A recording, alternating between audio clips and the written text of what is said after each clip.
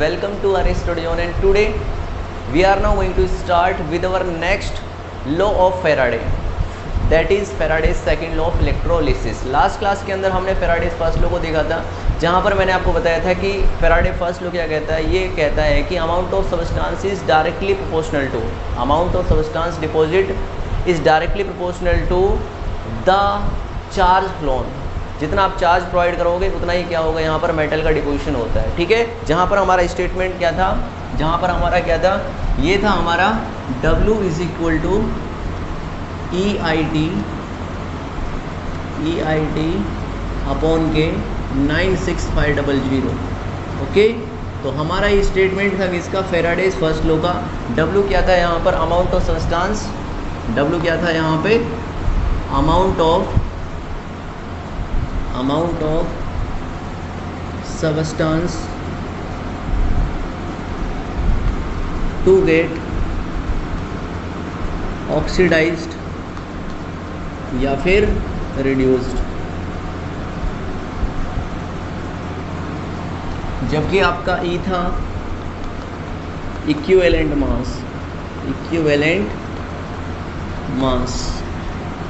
और आपका जो इक्विवेलेंट मास होता है, इक्विवेलेंट मास था, वो कैसे निकालते थे हम, वो निकालते मोलर मास अपॉन के n फैक्टर से। ठीक है, उसके बाद आई था आपका करंट एम्पियर के अंदर, जबकि आपका T क्या था, टाइम किसके अंदर, सेकंड के अंदर। तो ये था हमारा Faraday's first law. Faraday's first law अपना ये था Faraday's first law of electrolysis का।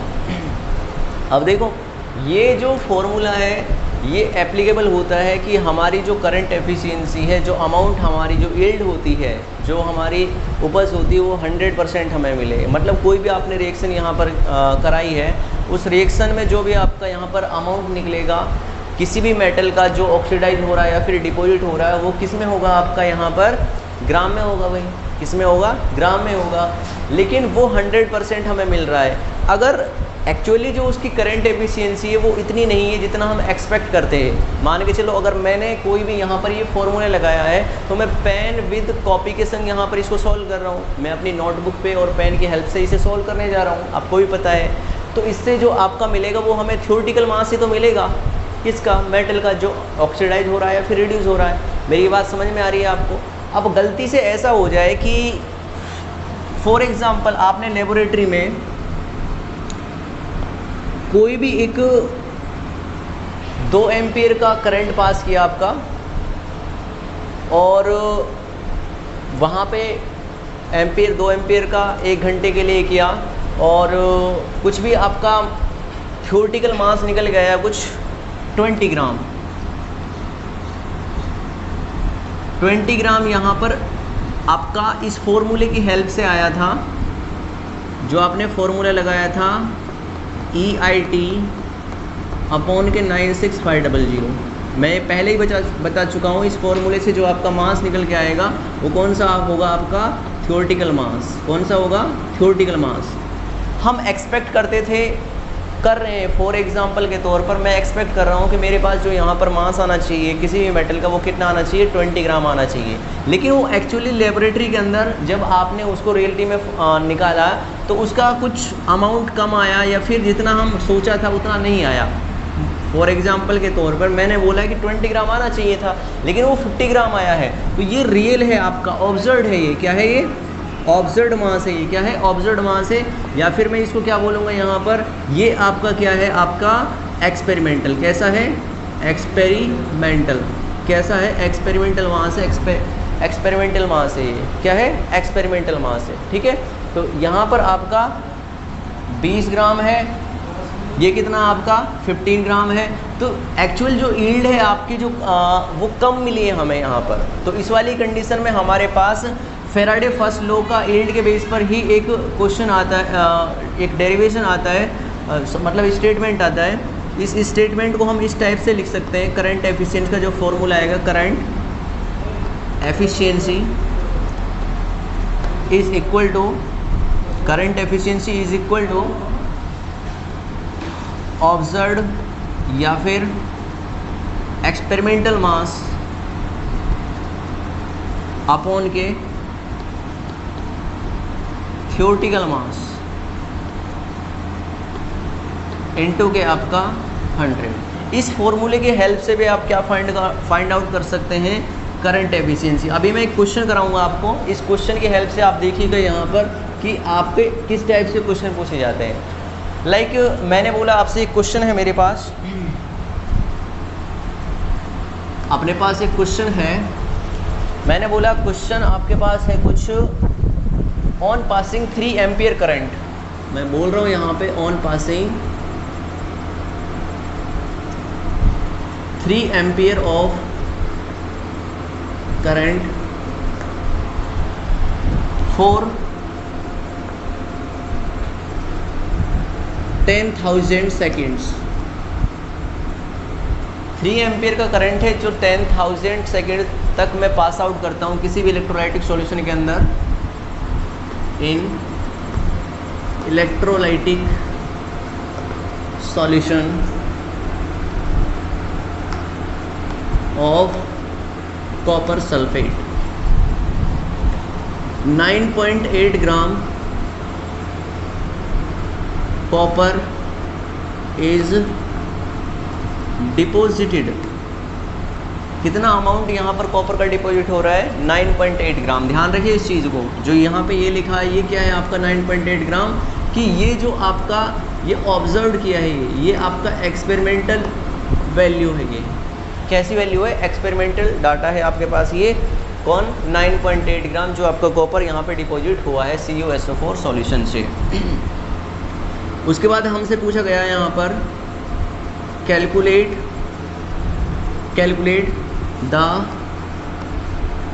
करंट एफिशिएंसी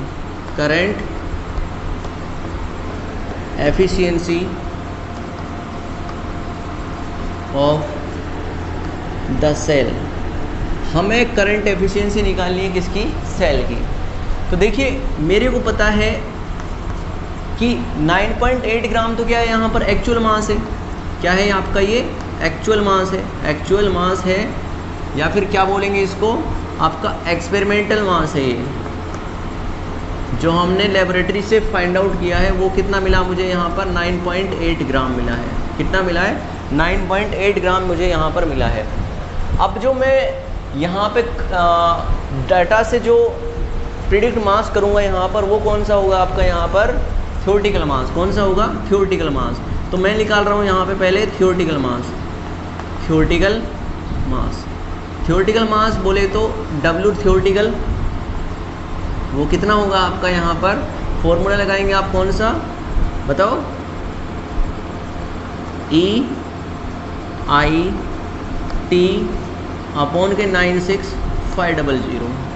मैंने बोला W थ्योरेटिकल कितना आएगा अपने पास यहाँ पे, E इक्विवेलेंट मास कितना, मोलर मास अपॉन के n फैक्टर। अब देखिए n फैक्टर कितना होगा, CuSO4 से आपके Cu2+ आयंस होंगे, यहाँ पे 2 इलेक्ट्रॉन क्या करेगा और यहाँ पर क्या बनेगा, Cu सॉलिड बनेगा। तो कितना n फैक्टर है यहाँ पर 2, कितने का चेंज है 2 का, तो n फैक्टर कितना है अपने पास 2 आया।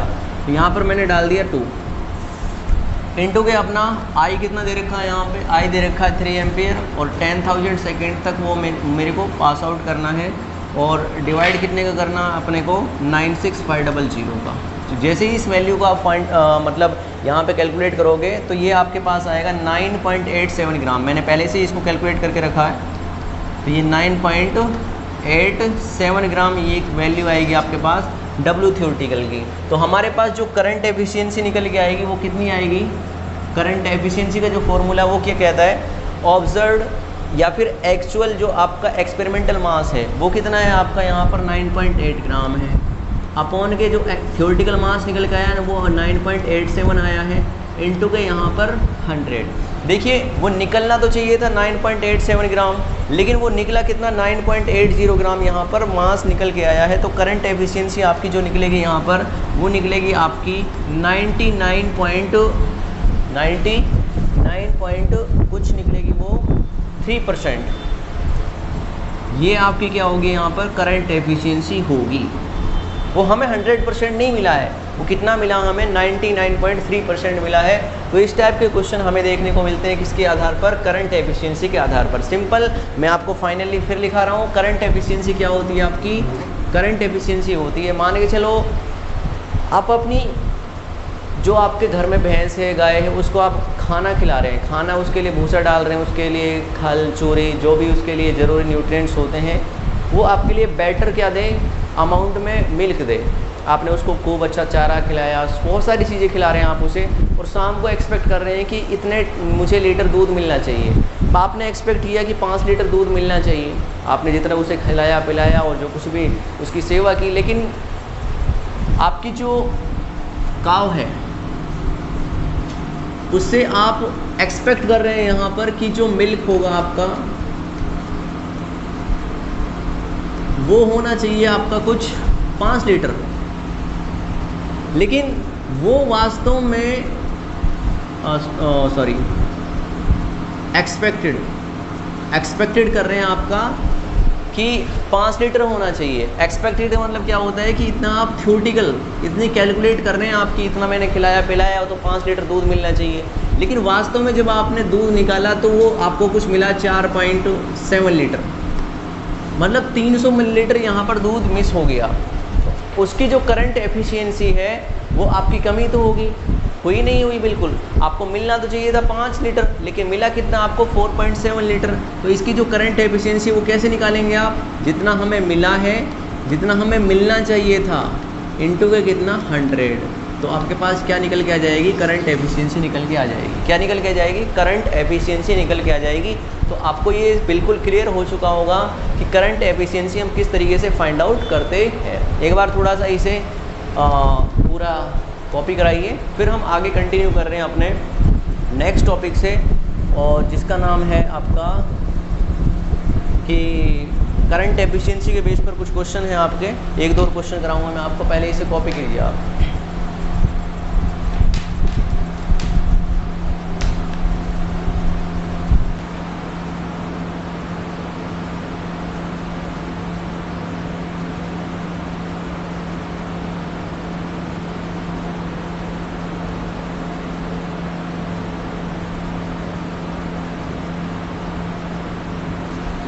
तो आई थिंक आपने कर लिया होगा ये कॉपी। तो अब हम आगे बढ़ते हैं अपने टॉपिक के टुवर्ड्स और कुछ और नई नई चीज़ें देखते हैं यहाँ से आगे। ये तो हमें क्या मिला, करंट एफिशिएंसी की कुछ चीज़ें मिली। अब देखो मैं आपको चार्ज से रिलेटेड कुछ चीज़ें दिखा रहा हूँ।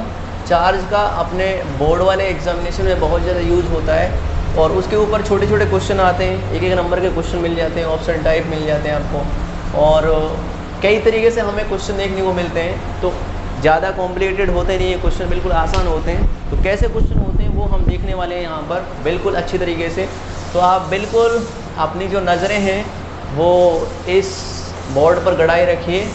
बिल्कुल मैं अभी इसी को पूरी तरीके से क्लीन करने जा रहा हूँ। ये लगभग हो चुका है ये क्लीन, ठीक है। एक बार इसको क्लीन कर देते हैं अपन, फिर हम देखते हैं कुछ चीज़ें पूछते हैं आपसे जो आपने 11th स्टैंडर्ड के अंदर सीखी होंगी। तो भाई साहब अब देखिए आप,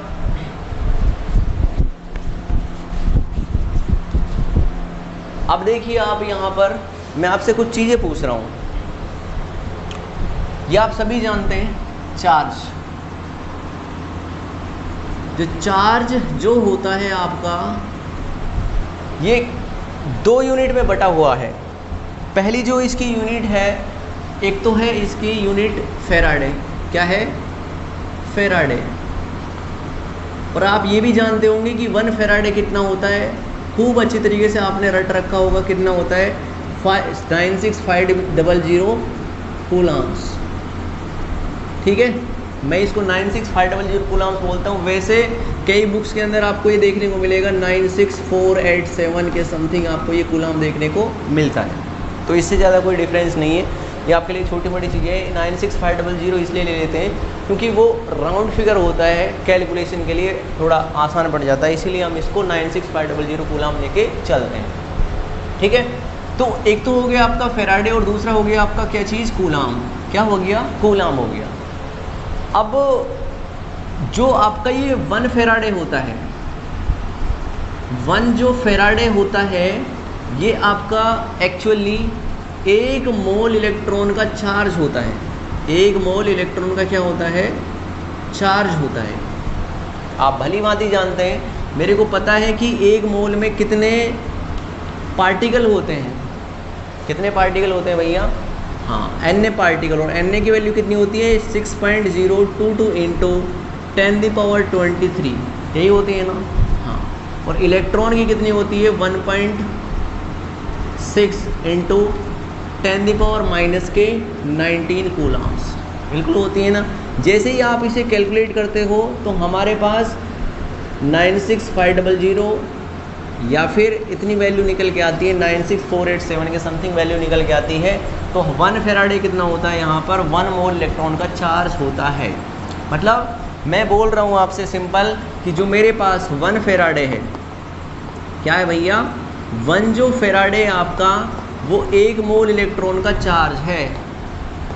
1 मोल इलेक्ट्रॉन का क्या है, चार्ज। और यही 1 मोल इलेक्ट्रॉन का जो चार्ज होता है ये 96500 कूलाम्स होता है। क्या होता है, कूलाम्स होता है। तो इस वाली लाइन को अपने दिमाग में, मन में हर तरीके से समाये रखिएगा, क्योंकि आप दिल के अंदर चीज़ों को रखते हैं, दिमाग के अंदर रखना ज़रूरी है। तो इसीलिए दिल से और दिमाग के बीच तकरार होनी लाजमी है, ठीक है। तो ये स्टेटमेंट आपको थोड़ा सा अपने माइंड के अंदर रखना होगा कि 1 मोल इलेक्ट्रॉन का चार्ज होता है 96500 और कितना होता है कूलाम में, और ये कितनी वैल्यू होती है, 1 फेराडे की वैल्यू होती है, बिल्कुल। अब देखो लाइक मैंने आपसे एक चीज़ बोली यहाँ पर कि भाई मेरे पास एक CuSO4 एक्वस सॉल्यूशन है। मेरे पास क्या है, CuSO4 एक्वस सॉल्यूशन है। तो इससे आपका जो मेटल डिपॉजिट होगा, वो मेटल डिपॉजिट हो रहा है क्या चीज़, कॉपर। क्या हो रही है, कॉपर डिपॉजिट हो रहा है। अब यहाँ पे कितने इलेक्ट्रॉन बाहर निकलेंगे या फिर कितने इलेक्ट्रॉन अंदर आएंगे, क्योंकि आपको ये तो पता होगा कि ऑक्सीडेशन के अंदर जब ऑक्सीडेशन होता है तो इलेक्ट्रॉन क्या होता है, बाहर निकलता है। ऑक्सीडेशन में क्या होता है, ऑक्सीडेशन नंबर इंक्रीज होता है। जब रिडक्शन होता है तो इलेक्ट्रॉन क्या होते हैं, एड ऑन होते हैं। क्या होते हैं भाई, एड ऑन होते हैं। यहाँ पे कॉपर का जो ऑक्सीडेशन नंबर है वो भैया कितना है, +2 है। कितना है यहाँ पर, +2 है। और यहाँ पर कितना है, 0 है। तो इलेक्ट्रॉन यहाँ पर ऐड होंगे या फिर बाहर निकलेंगे, हाँ बिल्कुल।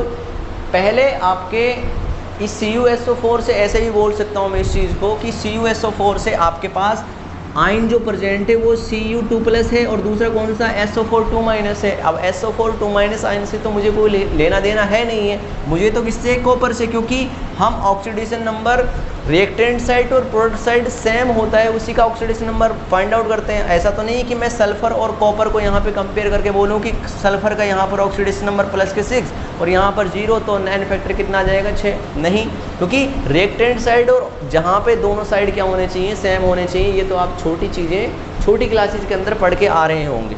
तो इसके अंदर हमारे CuSO4 के अंदर Cu2+ आयन्स हैं। तो यहाँ पर आपका Cu2+ आयन से क्या बन रहा है, Cu सॉलिड बन रहा है। सॉलिड मतलब कॉपर है और मेटल बन रहा है ये। अब देखो यहाँ पे इलेक्ट्रॉन कितने, +2, क्योंकि 2 इलेक्ट्रॉन इसने किसी के दे रखे होंगे पहले, अब उसने ले लिए तो यहाँ पर कितने बच के इसके पास, 0। मतलब इसने किसी को अब कुछ भी नहीं दे रखा, ये बिल्कुल न्यूट्रल है। इसका मतलब यही तो होता है ना। कितने मोल इलेक्ट्रॉन चार्ज है यहाँ पर, 2 मोल इलेक्ट्रॉन है। क्योंकि मैं रिएक्शन की शक्ल देख के लिख सकता हूँ कि 1 मोल यहाँ पर है, 2 मोल यहाँ पर है और 1 मोल यहाँ पर है। इनके स्टोइकियोमेट्रिक कोएफिशिएंट के बेस पर मैं ये डिसाइड कर सकता हूँ कि कितने मोल इलेक्ट्रॉन यहाँ पर प्रेजेंट है, कितने मोल यहाँ पर प्रेजेंट है। तो मेरे को पता है कि 1 मोल यहाँ पर है, यहाँ पर कितना आपका 2 मोल इलेक्ट्रॉन। कितना मोल इलेक्ट्रॉन है, 2 मोल इलेक्ट्रॉन। कितना भैया, 2 मोल इलेक्ट्रॉन। बताओ 2 मोल इलेक्ट्रॉन से कितना मोल यहाँ पर कॉपर मिल रहा है, कॉपर डिपॉजिट हो रहा है। कितना हो रहा है भाई, हाँ 1 मोल कॉपर डिपॉजिट हो रहा है।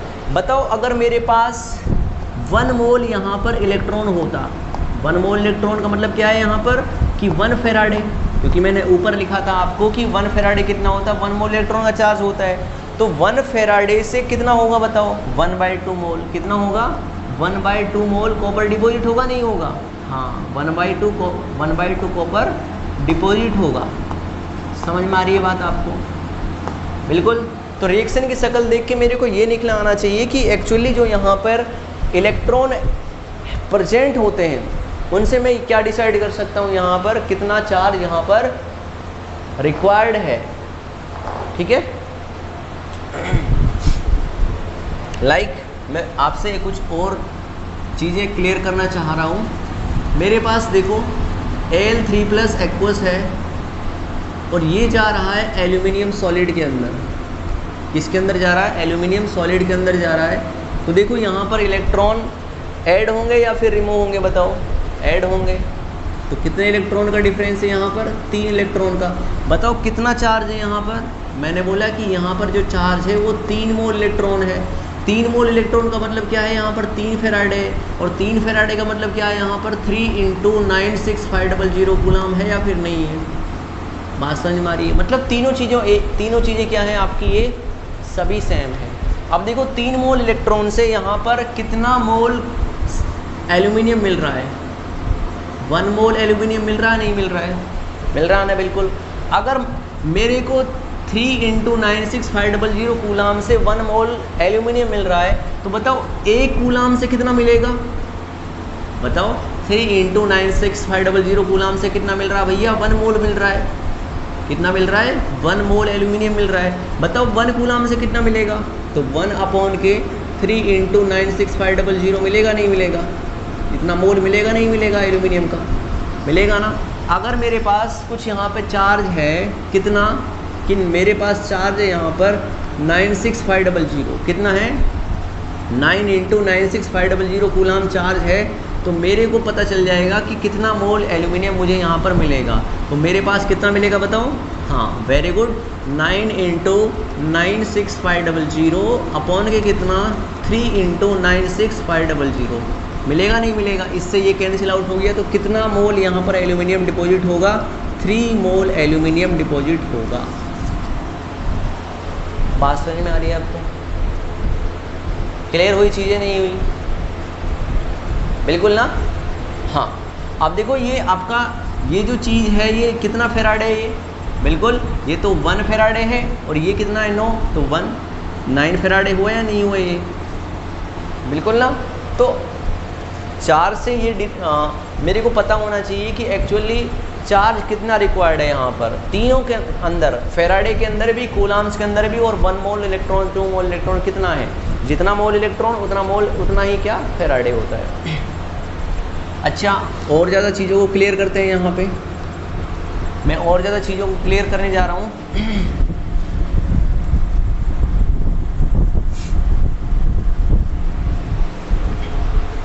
एक और एग्जांपल लेते हैं आपके। मैं यहाँ पर मैंने बोला H+ आपके पास एक्वस है, क्या है, H+ एक्वस है आपके पास, और H+ एक्वस से मेरे पास बन रहा है यहाँ पर H2, क्या बन रहा है, H2 गैस बन रही है, यहाँ पर बन रही है नहीं बन रही है। अब देखो यहाँ पर प्लस का 1 है और यहाँ पर कितना 0 है, कितना है 0 है। तो कितने इलेक्ट्रॉन का चेंज है यहाँ पर, 1 इलेक्ट्रॉन। अब 1 इलेक्ट्रॉन बाहर निकलेगा या फिर अंदर आएगा, वो बाहर निकलेगा, क्योंकि यहाँ पर +1 से 0 में जा रहा है। तो यहाँ पर रिडक्शन हो रहा है या फिर ऑक्सीडेशन हो रहा है, बताओ, रिडक्शन हो रहा है या ऑक्सीडेशन हो रहा है, बताओ। ये +1 है आपका और ये कितना है आपका 0 है।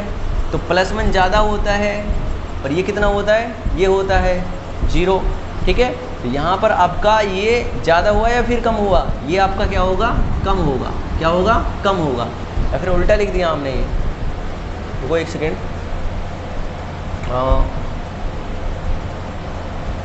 उल्टा लिख दिया है ना। तो इसको ऐसा लिखते हैं हम, एक एग्जांपल और लिख लेते हैं यहाँ पे, ये थोड़ा सा उल्टा हो गया। ये बताना कुछ और चाह रहा था वैसे तो ठीक है, लेकिन हम कुछ और एग्जांपल लेते हैं।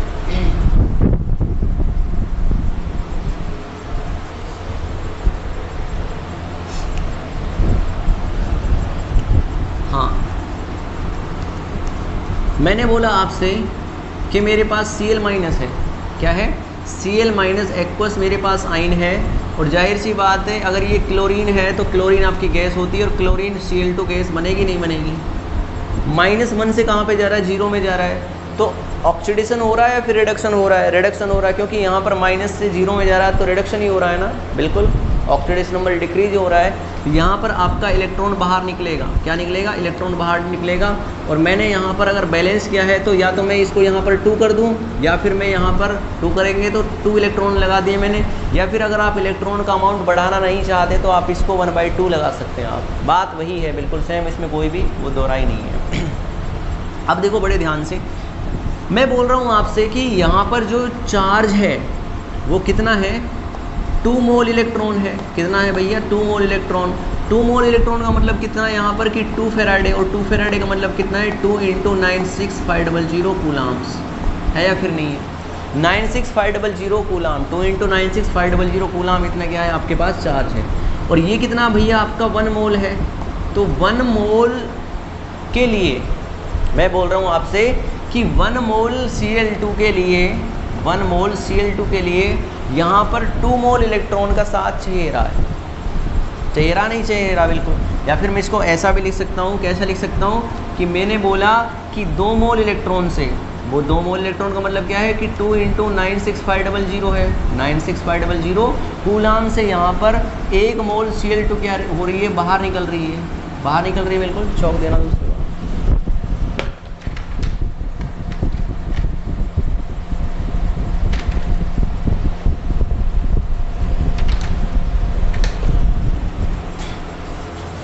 निकल रही है नहीं निकल रही है। अब देखो मेरे पास अगर ये 1 कूलाम से कितनी निकलेगी, 1 कूलाम से निकलेगी 1/2 × 96500, 96500 मोल Cl2 निकलेगी नहीं निकलेगी, निकलेगी ना। अब मेरे पास मान के चलो यहाँ पर कुछ चार्ज बढ़ जाए, क्या हो जाए, चार्ज बढ़ जाए। मैंने बोला कि यहाँ पर मेरे पास जो चार्ज है वो 54000 कूलाम है। तो 54000 कूलाम चार्ज से कितनी Cl2 यहाँ पे इवोल्व होगी, वो होगी आपके पास 54000 डिवाइड बाय कितना, 2 × 96500 मोल Cl2। तो ये आपका एक्चुअल क्या है, ये पता चला आपको कि जो ये चीज़ है वो इतना चार्ज यूज करने के बाद इतनी क्लोरीन हमें अमाउंट मोल में मिल पाएगी। क्या मिल पाएगी, मिल पाएगी। अब आपको खूब अच्छी तरीके से पता चल गया होगा कि चार्ज क्या होता है क्या नहीं होता है। अब हम क्या करते हैं, यहाँ पर क्वेश्चन के टुवर्ड्स मूव ऑन करते हैं। तो करें मूव ऑन।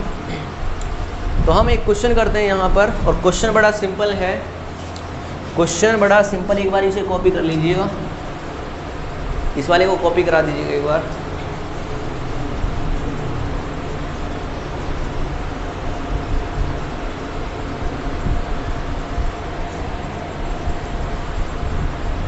कर लिया। अब एक छोटा सा क्वेश्चन करते हैं, एक डरना बिल्कुल भी नहीं है। चार्ज को हम अब करंट एफिशिएंसी के साथ थोड़ा सा रिलेट करेंगे और देखेंगे कि एक्चुअली जो हमने सीखा है क्या वो हम क्वेश्चन के अंदर वो चीज़ें अप्लाई कर पाते हैं या फिर नहीं कर पाते हैं। थोड़ा सा क्वेश्चन का जो घुमाव है वो सब चीज़ें मैं ऐड ऑन कर रहा हूँ इसमें। बस आपको चीज़ें जो सीखते आए हैं आप मेरे से, उन सब चीज़ों को यहाँ पर आपको अप्लाई करना है, बाकी कुछ भी नहीं है। बाकी आपके लिए सब कुछ आसान ही है।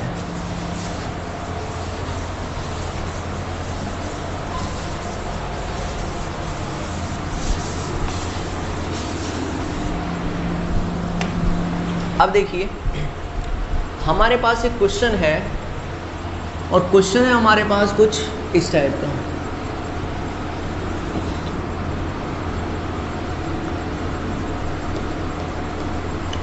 क्वेश्चन है हमारे पास a current of 15 ampere, a current of 15 ampere. कितना करंट पास हो रहा है यहाँ पर, 15 ampere is passed through, is passed through an aqueous solution, an aqueous solution of hydrochloric acid HCl and at cathode, and at cathode. Cathode का मतलब क्या है कि यहाँ पर रिडक्शन होगा, जहाँ पर कैथोड का मतलब हो गया वहाँ पर रिडक्शन का नाम हो जाएगा। H2 गैस इज प्रोड्यूस्ड, हमें क्या मिलती है यहाँ पर, H2 गैस मिलती है। Calculate volume of hydrogen gas produced at STP। ये मैंने 11th स्टैंडर्ड के अंदर मोल कंसेप्ट में पढ़ाया था कि स्टैंडर्ड टेम्परेचर एंड प्रेशर क्या होता है। ये आपका स्टैंडर्ड टेम्परेचर प्रेशर होता है और IUPAC के न्यू कन्वेंशन में NTP भी आया है, normal temperature and pressure, but आपको कैलकुलेशन के लिए STP ही यूज़ करना है। वो कोई ज़्यादा डिफिकल्ट नहीं है, आप समझते होंगे कि STP क्या होती है वॉल्यूम पर, है ना। STP पर ओवर मतलब यहाँ पे टाइम दे रखा 1 घंटे। इफ़ पहला जो पार्ट है वो बोल रहा है कि आपके पास जो करंट एफिशिएंसी है, हो गया ना यूज़ करंट एफिशिएंसी का, तो आपके पास जो करंट एफिशिएंसी है वो है 100%। कितनी है? 100% करंट एफिशिएंसी है, तब आपके पास कितनी हाइड्रोजन गैस प्रोड्यूस होगी STP पर। दूसरा आपके पास जो करंट एफिशिएंसी है वो है कुछ 60%। दोनों ये मेरे को बताने हैं। तो फर्स्ट ऑफ ऑल मैं ज़्यादा ना टाइम वेस्ट करते हुए इस क्वेश्चन को सॉल्व करना स्टार्ट करता हूँ। तो देखिए इस क्वेश्चन में है कुछ भी नहीं। इस क्वेश्चन में अगर मैं इसको सॉल्व करने जाऊँ तो बड़ी आसानी से इसे सॉल्व कर सकते हैं, कोई ज़्यादा इसमें डिफ़िकल्टी नहीं है। तो पहली चीज़ तो आपको ये पता होना चाहिए कि मेरे पास जो रिएक्शन है उसके अंदर आपका HCl है और HCl से मुझे क्या मिल रहा है, यहाँ पर H2 गैस मिल रही है। क्लोरीन का कुछ मतलब ही नहीं है क्योंकि हाइड्रोजन से मतलब है, क्योंकि यहाँ पर भी हाइड्रोजन है और यहाँ पर भी हाइड्रोजन है। तो यहाँ पर HCl के अंदर से मुझे मिलेंगे यहाँ पर H+ एक्वस आइंस, मिलेंगे नहीं मिलेंगे भाई, बिल्कुल। और इस H+ एक्वस आइन से मेरे को मिलेगी यहाँ पर हाइड्रोजन गैस। क्या मिलेगी? Hydrogen gas. अब देखो +1 से कहाँ पे जा रहा है, ये +1 से कहाँ पे जा रहा है? 0 में जा रहा है। कहाँ पे जा रहा है भैया? +1 से जा रहा है यहाँ पे 0 में। कहाँ पे जा रहा है भाई? 0 में जा रहा है। अब देखो इलेक्ट्रॉन ऐड होगा या फिर रिमूव होगा, खुद बताइए एक बार सोचकर। इलेक्ट्रॉन ऐड होगा या फिर रिमूव होगा, क्योंकि +1 से 0 में जा रहा है तो रिडक्शन हो रहा है। अगर रिडक्शन हो रहा है तो यहाँ पर आपका इलेक्ट्रॉन ऐड होगा और इलेक्ट्रॉन का अमाउंट कितना ऐड होगा, यहाँ पर 1 इलेक्ट्रॉन ऐड कर लिए। हाँ, 1 इलेक्ट्रॉन ऐड कर लिया। 1 इलेक्ट्रॉन ऐड किया तो इसको बैलेंस करने के लिए मेरे पास कितना 1/2 लगा दिया मैंने। ऐसा भी नहीं चाहते हैं आप तो यहाँ पर क्या कर सकते हैं, आप इसको ऐसे भी लिख सकते हैं। मैंने यहाँ पर H+ एक्वस लिखा, साथ में मैंने यहाँ पर 1 इलेक्ट्रॉन ऐड किया, यहाँ पर मैंने बोला H2 गैस। देखो 1 इलेक्ट्रॉन कब था आपका, जब यहाँ पर 1 H+ था, लेकिन मैंने बैलेंस किया क्योंकि यहाँ पर भी 2 हाइड्रोजन है, यहाँ पर भी 2 हाइड्रोजन करने ज़रूरी है, तो यहाँ पर इलेक्ट्रॉन का चेंज कितना हो जाएगा, 2 हो जाएगा। ठीक है, तो दोनों ठीक है आपके लिए, ये वाला भी ठीक है और ये वाला भी ठीक है, कोई दोनों में डिफरेंस नहीं है। तो करें क्वेश्चन को सॉल्व, करें बिल्कुल, हाँ जी बिल्कुल सॉल्व करते हैं इसको। तो पहली चीज़ मेरे पास एक चीज़ बोल रखी है, यहाँ पर करंट पास हो रहा है, तो यहाँ पर मैं पहले निकाल लेता हूँ चार्ज। क्या निकाल लेता हूँ? चार्ज। किसके अंदर? कूलाम्स के अंदर। चार्ज क्या होता है भाई, फिजिक्स के अंदर आपने पढ़ा होगा, चार्ज क्या होता है? करंट इनटू क्या होता है? टाइम। करंट को किससे रिप्रेजेंट करते हैं? I से, और टाइम किसके अंदर होता है? सेकंड के अंदर। किसके अंदर होता है? सेकंड के अंदर। ठीक है, और आपकी यूनिट भी क्या बन जाती है? कूलाम की। एम्पियर इनटू के क्या होता है बताओ? टाइम। अब देखो हमें कितना चार्ज होगा यहाँ पर मिल रहा है, चार्ज आपका Q से इसको रिप्रेजेंट करते हैं, तो यहाँ पर करंट आपका कितना दे रखा है? 15 एम्पियर। कितना दे रखा है? 15 एम्पियर। इनटू का मैंने टाइम बोला यहाँ पर कितना टाइम दे रखा? Per hour. पर आवर का मतलब कितना होता है कि 1 घंटे में ये मिनट में चेंज हो गया, और सेकंड में कनेक्ट करने के लिए मेरे को 3600 सेकंड यहाँ पर टाइम निकल के आया है। तो सेकंड कितने हैं यहाँ पर? 3600 सेकंड्स। तो मेरे पास जो Q निकलेगा यहाँ पर वो निकलेगा 15 6 जा 90, 15 3 जा 45, 45 और 9 54, मतलब 54000 कूलाम यहाँ पर चार्ज निकल के आया है।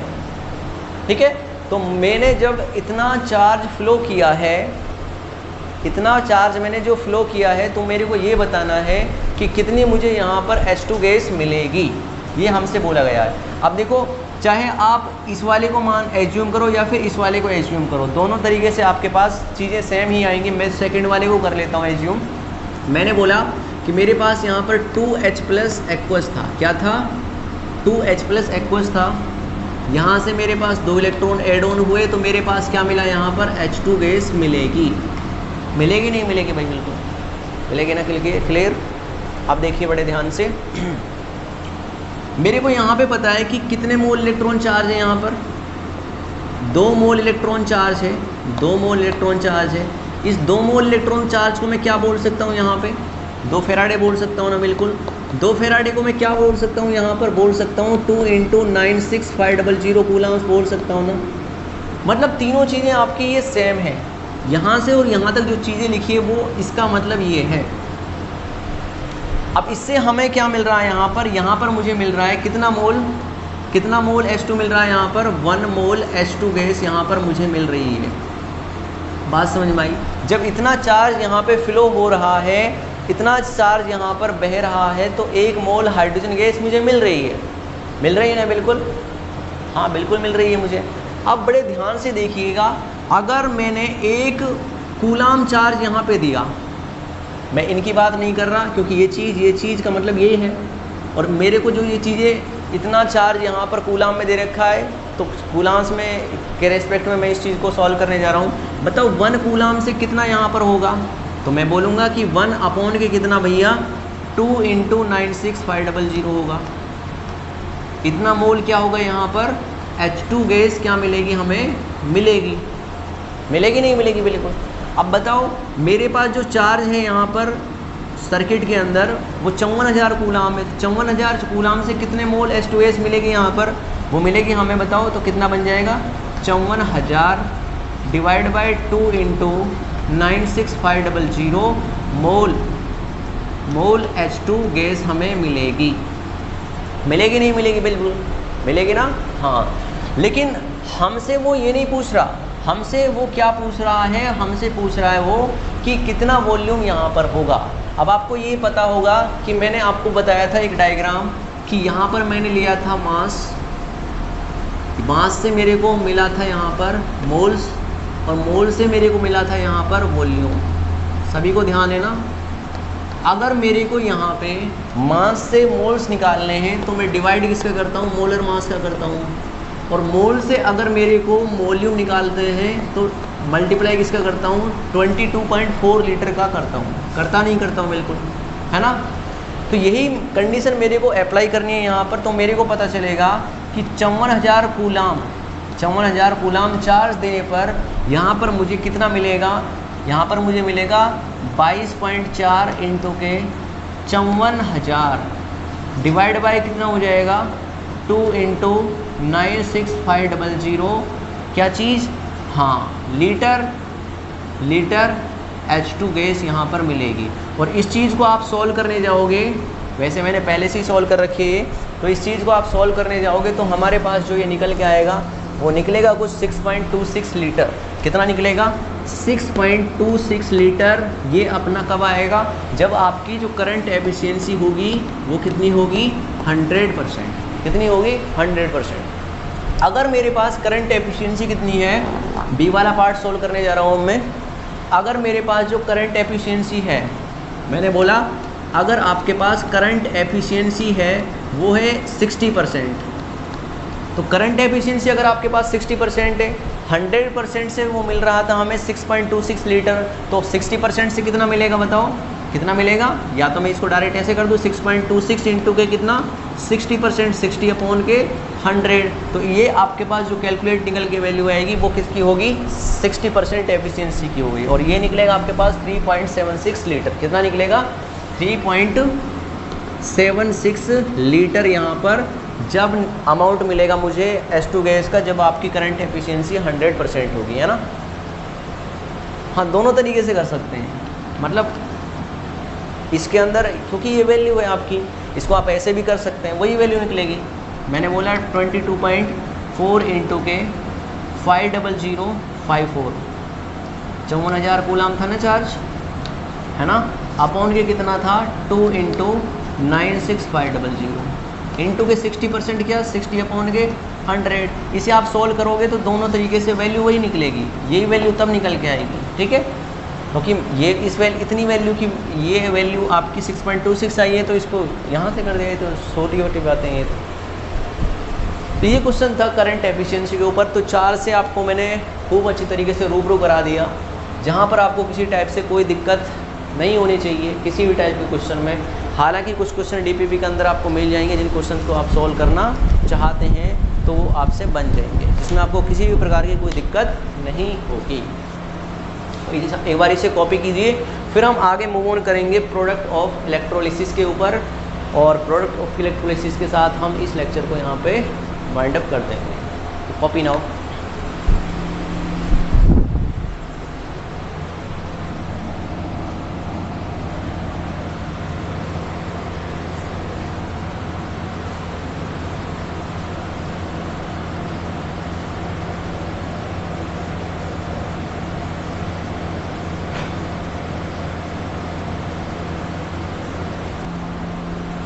तो आपने कॉपी कर लिया होगा।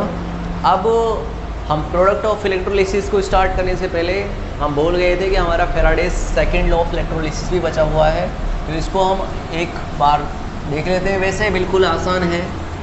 यहाँ पर हम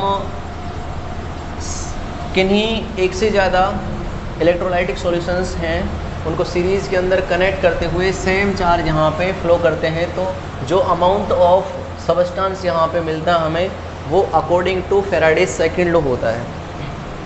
इसको और देख लेते हैं अपन, ज़्यादा कॉम्प्लिकेटेड नहीं है, बिल्कुल आसान है ये टॉपिक भी।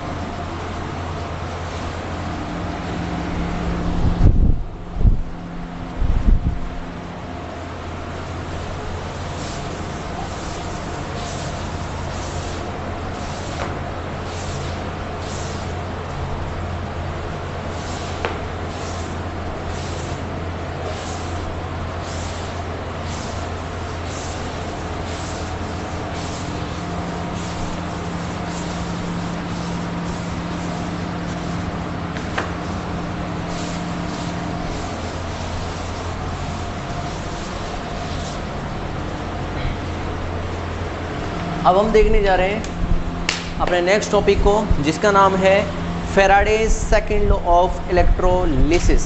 क्या नाम है? Faraday's second law of electrolysis. देखते हैं अपन इसको। हियर इज सेकंड लॉ, बोले तो फेराडेज सेकंड लॉ ऑफ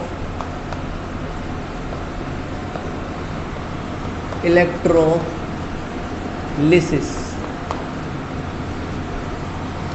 अब हम देखने जा रहे हैं Faraday's second law of electrolysis. तो ये क्या कहता है, पहला इसका स्टेटमेंट देख लेते हैं। ये बोलता है if same charge is passed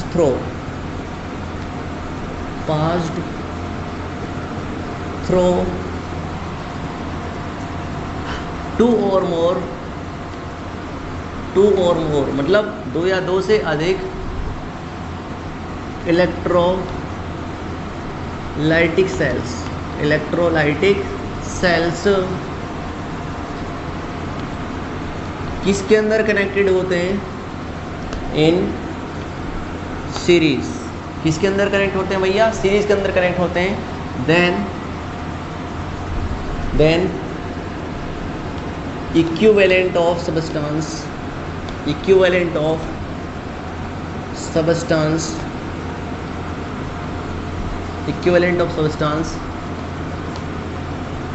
deposited will be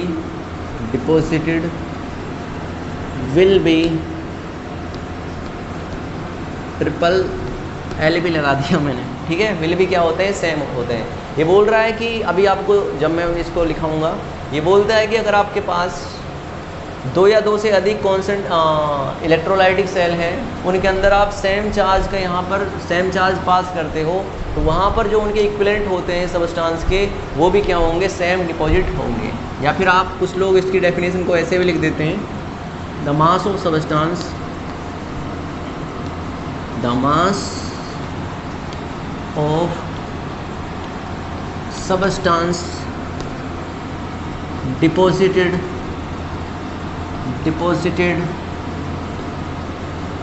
will be in ratio of their equivalents। ठीक है, ये डेफिनेशन है। हालांकि मुझे इस डेफिनेशन से ना कोई भी लेना था ना देना था, हमें तो केवल समझ में आना चाहिए कि हमारा जो लॉ है वो क्या कहता है। पढ़े भाई? हाँ जी। तो भैया मेरे पास 2 या 2 से अधिक क्या हैं, इलेक्ट्रोलाइटिक सेल हैं। मैंने 3 यहाँ पर बीकर ले लिए।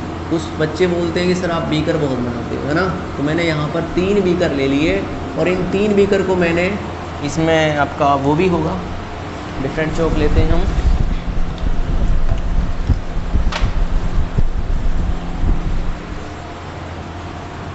अच्छा, ये आपका कैथोड, ये आपका एनोड, ये इसका कैथोड, ये इसका एनोड, ये इसका कैथोड, ये इसका एनोड।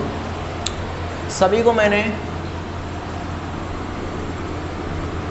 यहाँ पर मैंने लगा दी बैटरी, और बैटरी के अंदर क्या होता है भैया, चार्ज होता है। क्या होता है? चार्ज। क्या होता है भैया? चार्ज होता है। लाइक मैंने क्यू चार्ज यहाँ पर क्यू है, वो डिपेंड करता है, वेरी करता है सेल टू सेल कि कितना चार्ज आपने यहाँ पर फ्लो किया है।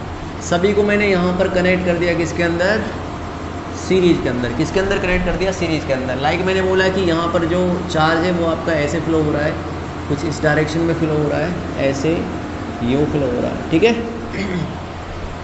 तो ये आपका बीकर ए है, बोले तो इलेक्ट्रोलाइटिक सॉल्यूशन, ये बी, और ये क्या है, सी है। क्या है? सी है। ये सभी किसके अंदर है? सीरीज के अंदर कनेक्टेड है। किसके अंदर कनेक्टेड है भैया? सीरीज के अंदर कनेक्टेड है। तो हमसे बोला गया है कि यहाँ पर इसके जो इक्विवेलेंट्स होते हैं, इसके इक्विवेलेंट्स होते हैं और इसके इक्विवेलेंट्स होते हैं, तीनों के इक्विवेलेंट्स क्या होंगे, यहाँ पर सेम होंगे। तो मेरे को पता चल गया कि इक्विवेलेंट्स, क्या बोला मैंने, इक्विवेलेंट ऑफ ए इक्वल होगा इक्विवेलेंट ऑफ बी के, और इक्विवेलेंट ऑफ बी किसके इक्वल होगा, इक्विवेलेंट ऑफ सी के। बिल्कुल। अब आपको ये भी पता होगा जो आपका इक्विवेलेंट मास, एक नंबर ऑफ इक्विवेलेंट होते हैं, नंबर ऑफ इक्विवेलेंट होते हैं, वो क्या बोलते हैं आपसे, वो बोलते हैं, बताओ, हाँ, वो बोलते हैं आपसे मास अपॉन के इक्विवेलेंट मास, इक्विवेलेंट मास। यही फॉर्मूला होता है ना, मास जिसको मैं वेट बोलता हूँ तो इसको W से रिप्रेजेंट कर लिया और इसको E से रिप्रेजेंट कर लिया। तो मैंने क्या बोला यहाँ पर, मैंने बोला कि मास ऑफ ए अपॉन के equivalent mass of A is equal हो जाएगा किसके, मास ऑफ बी अपॉन के equivalent mass of B is equal to mass of C upon के इक्विवेलेंट मास ऑफ सी के इक्वल हो जाएगा। तो ये हमारे पास क्या आया है, रिलेशन निकल के आया है, किसका, इसका। इक्विवेलेंट मास आपको अच्छी तरीके से जानते हैं। इक्विवेलेंट मास क्या होता है अपना बताओ, अरे ये तो बहुत छोटी चीज़ है। इक्विवेलेंट मास क्या होता है, मोलर मास अपॉन के एन फैक्टर। क्या होता है, एन फैक्टर होता है। क्लियर हुई चीज़ें आपको? बिल्कुल, कोई दिक्कत तो नहीं है ना। तो इस फॉर्मूले को आप लगाइए और आपको पता चल जाएगा कि सीरीज के अंदर, जहाँ पर भी सीरीज के अंदर कनेक्ट करने के लिए बोल दे, वहाँ पर आप बेझिझक होकर फैराडे सेकंड लॉ को लगा दीजिए, आपका आंसर 100% निकल के आएगा। आएगा नहीं आएगा? अब एक छोटा सा क्वेश्चन देखते हैं, एक ही क्वेश्चन काफ़ी है इसके लिए, आई थिंक इतना पूछा भी नहीं जाता है। तो हम एक क्वेश्चन देखने जा रहे हैं, बिल्कुल सिंपल क्वेश्चन है आपका। क्वेश्चन करते हैं अपना। क्वेश्चन है बड़ा simple. A current of 2 ampere, यहाँ पर इसने बोला है a current of 2 ampere, current of 2 ampere. अच्छा, ये चार्ज भी दे देता तब भी कोई दिक्कत नहीं है, आप बस चीज़ों को लेते जाइए, पकड़ते जाइए कि कौन चीज़ यहाँ पर दे रखी है, क्या बोल रखा है यहाँ पर। बाकी आपको किसी भी टाइप की हेजिटेशन नहीं करनी है, कोई आपको स्टार्ट नहीं दिखानी है जब आप क्वेश्चन को सॉल्व करने जाए। 2 ampere was deposited, was past है ना, वाज मतलब पुरानी बातें बता रहा है, was past through the solution, through the कौन सा सॉल्यूशन है, इलेक्ट्रोलाइटिक सॉल्यूशन ऑफ, एक आपके पास कॉपर सल्फेट और दूसरा है आपके पास AgNO3, सिल्वर नाइट्रेट और कॉपर सल्फेट का क्या है आपके पास, इलेक्ट्रोलाइटिक सॉल्यूशन है इन सीरीज। बोल दिया ना, तो जहाँ पर सीरीज आ गई चार्ज वगैरह का, वहाँ पर डायरेक्ट रिलेशन किसका है, फैराडे सेकंड लॉ का।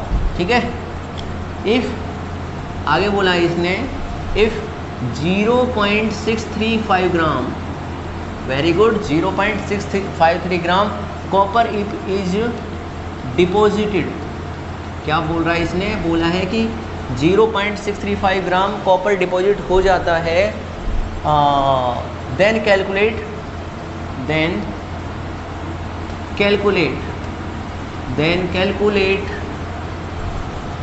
the mass of Ag deposited, मतलब मेरे को पता करना है कि कितना यहाँ पर सिल्वर डिपॉजिट होगा। ठीक है, इसमें आपको ऑप्शन भी कुछ दे रखे हैं। पहला ऑप्शन दे रखा आपके पास 3.16 ग्राम, दूसरा ऑप्शन आपके पास दे रखा है यहाँ पर 2.16 ग्राम, सी ऑप्शन दे रखा आपके पास 100 ग्राम और डी ऑप्शन दे रखा आपको कुछ 200 ग्राम। तो you can select which option is correct. बताइए जल्दी कौन सा इसमें ऑप्शन गलत है, कौन सा राइट है, मतलब राइट ही बताना मेरे को, आपको पता चल गया। एक बार इसे थोड़ा सा कॉपी कराइए, इसे कॉपी कराइए, इसको वीडियो को पॉज करते हुए इसको कॉपी करिए और क्वेश्चन को सॉल्व करने का प्रयास कीजिए, फिर हम कराएंगे आपके लिए।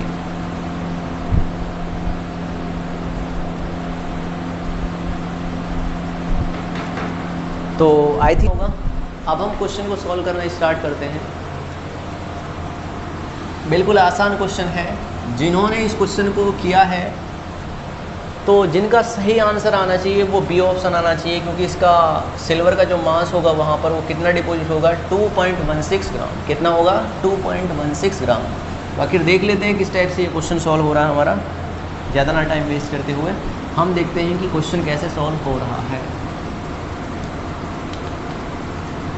पहली चीज़ तो मुझे एन फैक्टर निकाल लेता हूँ मैं, है ना, निकालना तो आपको है ही, जहाँ पर एन फैक्टर की जरूरत पड़ेगी आपको पता है इक्विवेलेंट मास के लगाने के दौरान। तो मेरे को पता है कि मेरे पास CuSO4 एक्वस सॉल्यूशन है और इससे आपको यहाँ पर क्या मिल रहा है भैया, कॉपर मिल रहा है। क्या मिल रहा है, कॉपर मिल रहा है। तो यहाँ पर कॉपर का जो ऑक्सीडेशन नंबर प्लस का 2 है और यहाँ पर कितना 0, तो चेंज कितने का, 2 का, तो एन फैक्टर भैया कितना, 2। बिल्कुल। कॉपर का जो मोलर मास होता है, मोलर मास ऑफ कॉपर होता है वो, वैसे मैंने स्टार्टिंग में सभी को लर्न करने के लिए बोला था, वो होता है आपका 63.5 ग्राम, 63.5 ग्राम क्या होता है, मोलर मास होता है कॉपर का। दूसरी ओर आपका AgNO3 है, AgNO3 के अंदर +1 में कौन है, सिल्वर है। आपका कौन मिल रहा है, सिल्वर डिपॉजिट, मतलब सिल्वर हमें मिल रहा है कहाँ पर, कैथोड पर। दूसरी ओर आपको ये भी पता होना चाहिए कि मोलर मास ऑफ सिल्वर कितना होता है, 108 ग्राम। गोल्ड का कितना होता है, 197 ग्राम पर PB। लेड का कितना होता है, 208। मरकरी का कितना होता है, 200 ग्राम होता है। कुछ आपको 1-2 याद रखने हैं, वैसे मैंने आपको लिस्टेड करा रखा है वो सब चीज़ें, तो आपको चीज़ें ध्यान होंगी। तो यहाँ से एन फैक्टर कितना निकल के आएगा अपने पास, एन फैक्टर निकलेगा आपका कितना, 1। कितना निकलेगा, 1। ठीक है, बस चीज़ों को लगाना स्टार्ट कीजिए। आपसे बोला गया है करंट का यहाँ पर कोई भी रोल नहीं है, 2 एम्पियर करे 5 एम्पियर करे, हम तो केवल किसको लेंगे, यहाँ पर सीरीज़ के अंदर पता चल रहा है 6.35 ग्राम कॉपर यहाँ पर डिपॉजिट हो रहा है। अब मेरे पास 2 सॉल्यूशन हैं, बड़े ध्यान से देखिएगा। मेरे पास कौन सा सॉल्यूशन था, एक तो था यहाँ पर कौन सा, CuSO4 का सॉल्यूशन था, दूसरा कौन सा था आपके पास यहाँ पर, AgNO3 का, कौन सा था, AgNO3 का सॉल्यूशन था। ये आपके पास कौन सा सॉल्यूशन है, AgNO3 का सॉल्यूशन है। यहाँ पे कौन सी चीज़ें, वही दोनों चीज़ें, यहाँ पर कौन था, कैथोड, यहाँ पर एनोड, यहाँ पर कैथोड, यहाँ पर एनोड। यहाँ पर सेम चार्ज मैंने यहाँ पर फ्लो किया है, कितना एम्पेयर का करंट यहाँ पे पास हो रहा है, 2 एम्पेयर का। यहाँ पर आपका सीरीज के अंदर कनेक्टेड है, बस लगा दीजिए चीज़ों को। तो मैं क्या बोल सकता हूँ यहाँ पर, मैं बोल सकता हूँ अपने उसके अकॉर्डिंग कि equivalent number of equivalent of किसके, इसमें कौन होगा आपका, कॉपर होगा, मिलेगा हमें। ये ध्यान रखिए, ऐसा मत कर देना कि CuSO4 को कंप्लीट ले, भाई हमें SO4 से तो कुछ लेना देना नहीं है, हमें लेना है किससे, केवल और केवल इसके अंदर जो प्रेजेंट है Cu से लेना है, ठीक है, Cu2+ से लेना है। नंबर ऑफ इक्विवेलेंट्स ऑफ किसका, सिल्वर का। तो मैं क्या बोलूँगा यहाँ पर, मास ऑफ कॉपर अपॉन के equivalent mass of copper is equal to mass of silver upon के कितना, equivalent mass of silver, Ag। बोल दिया। यहाँ से W कॉपर का कितना दे रखा है क्वेश्चन के अंदर, 0.635 ग्राम अपॉन के मोलर मास कितना है, 63.5 ग्राम होता है। एन फैक्टर कितना भैया आपका 2 है, यहाँ पर इस वाले के अंदर अभी निकाला था, इज इक्वल टू WAG। मेरे से पूछा गया है कितना डिपॉजिट होगा, इक्विवेलेंट मास ऑफ सिल्वर कैसे निकालते हैं, मोलर मास कितना 108 अपॉन के एन फैक्टर कितना 1। यहाँ से इसे आप कैलकुलेट करोगे तो मेरे पास WAG कितना निकल के आएगा, मेरे पास WAG निकल के आएगा, ये आपका 100 टाइम जाएगा, 1/100 टाइम जाएगा, तो ये बचेगा आपके पास ऊपर 108 इंटू के कितना 2 डिवाइड बाय कितना 100, तो ये 256 डिवाइड बाय 100, तो कितना आएगा आपके पास 2.56 ग्राम। बोले तो कौन सा आंसर आपका, बी वाला। कौन सा वाला, बी वाला। तो ये क्वेश्चन था आपका किसके आधार पर, फैराडेज सेकंड लॉ के आधार पर। तो आपने ये कॉपी कर लिया, अब इसको थोड़ा सा कॉपी करा दीजिए। फिर हम अब फैराडेज फर्स्ट लॉ और सेकंड लॉ को पूरी तरीके से सीख सके हैं, तो आपको ये पता होना चाहिए कि फैराडेज सेकंड लॉ तो ये कहता है, जबकि फैराडेज फर्स्ट लॉ क्या कहता है, हाँ वो कहता है W is equal to EIT upon के 96500। जबकि इसमें करंट एफिशिएंसी क्या होती है, बताओ करंट एफिशिएंसी क्या होती है, फॉर्मूला क्या होता है बताओ, एक्चुअल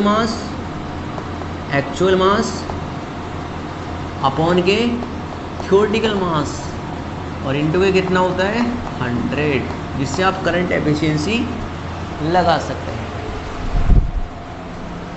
इरेज कीजिए इसको।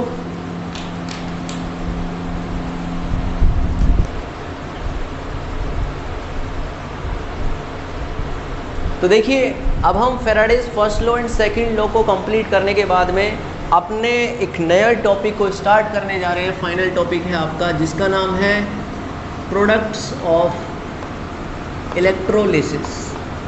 प्रोडक्ट्स ऑफ इलेक्ट्रोलिसिस बहुत ही बोर्ड के पॉइंट ऑफ व्यू से मैं बात करूं तो बहुत ही इम्पोर्टेंट टॉपिक है, और इसके अंदर हम कुछ इलेक्ट्रोलाइटिक सॉल्यूशंस होंगे आपके, उनके कैथोड और एनोड के क्या देखेंगे, प्रोडक्ट देखेंगे जो हमें इलेक्ट्रोलिसिस के ड्यूरिंग मिलते हैं। तो हम पहली बात कर लेते हैं किसकी, अपन पहली बात करेंगे यहाँ पर electrolysis of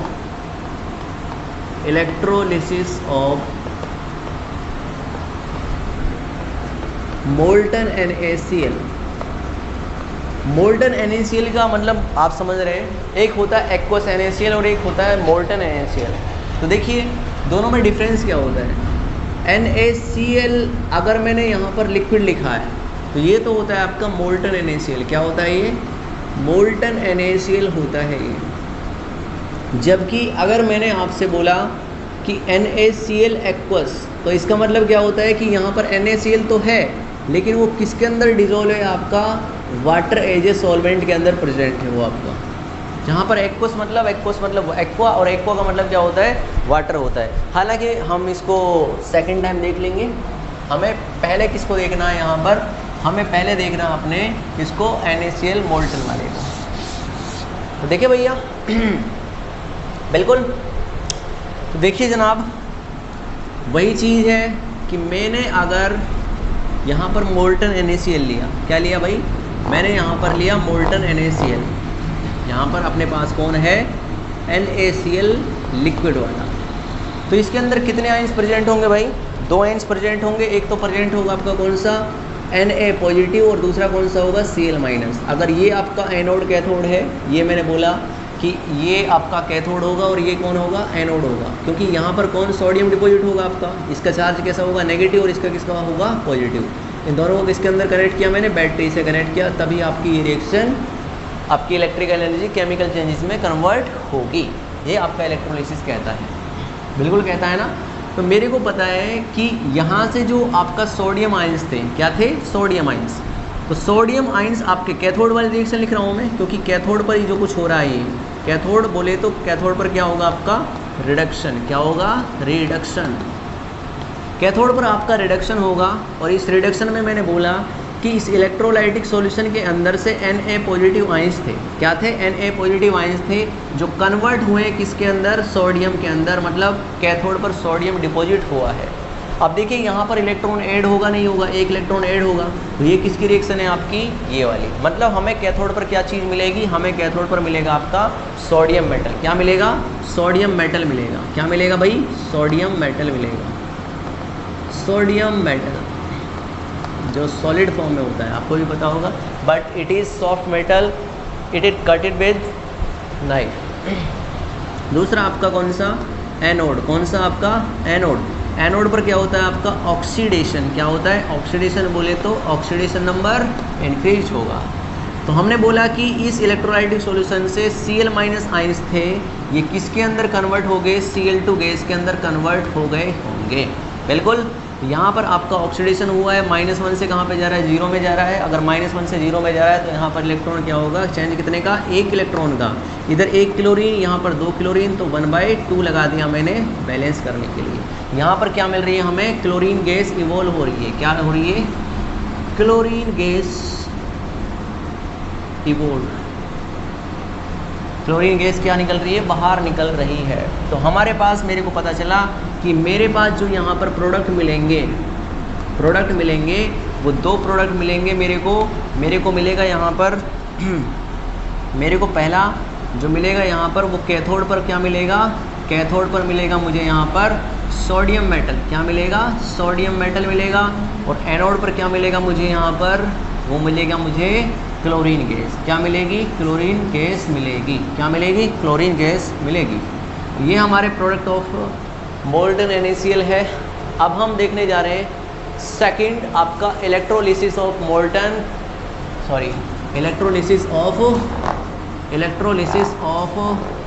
aqueous NaCl, electrolysis of aqueous NaCl. Now we are putting heading, that is second point, that is electrolysis of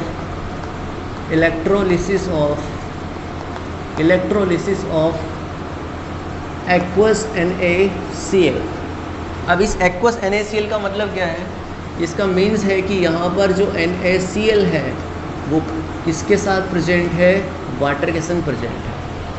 अभी आपको ये भी पता है कि आपका जो NaCl है, इसका रिडक्शन भी हो सकता है, इसका ऑक्सीडेशन भी होगा। सेम यही कंडीशन आपका ऑक्सीजन का रिडक्शन भी हो सकता है और ऑक्सीडेशन भी हो सकता है वाटर का। ठीक है, ये दोनों कंडीशन हो सकती है। ठीक है, तो इसमें आपको स्टैंडर्ड रिडक्शन पोटेंशियल है ना, SRP वैल्यूज़ थोड़ी सी देखनी पड़ेंगी, SOP वैल्यूज़ और SRP वैल्यूज़ देखनी पड़ेंगी। और SRP और SOP वैल्यूज़ के आधार पे मैं डिसाइड कर पाता हूँ कि आपका प्रोडक्ट क्या बनेगा और क्या नहीं बनेगा। ठीक है, तो फर्स्ट ऑफ ऑल हम देख लेते हैं यहाँ पर, हम यहाँ पे देख रहे हैं कि ऑक्सीडेशन ऑफ वाटर है ना, ऑक्सीडेशन ऑफ वाटर की रिएक्शन अपने पास क्या है। ऑक्सीडेशन ऑफ वाटर की रिएक्शन है अपने पास 2H2O लिक्विड, 2H2O लिक्विड। अब ऑक्सीडेशन में क्या होता है भैया, एडिशन ऑफ ऑक्सीजन होता है, नहीं होता है, बिल्कुल होता है। यहाँ पर मैंने बोला कि यहाँ पर आपके पास O2 मिलेगा गैस की फॉर्म में, साथ में मुझे मिलेगा यहाँ पर 4H+ एक्वस मिलेगा। क्यों, क्योंकि यहाँ पर कितना आपका 2 4 हाइड्रोजन है और साथ में कितने इलेक्ट्रॉन बाहर निकलेंगे, यहाँ पर 4 इलेक्ट्रॉन। है ना।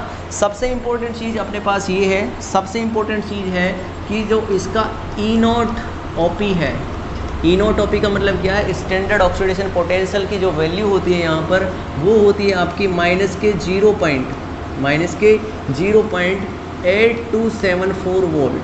ये आपकी एक्सपेरिमेंटल डाटा है आपका, ये एक्सपेरिमेंटल वैल्यू है आपकी कौन सी, ई नॉट ओपी ऑफ H2O की, है ना।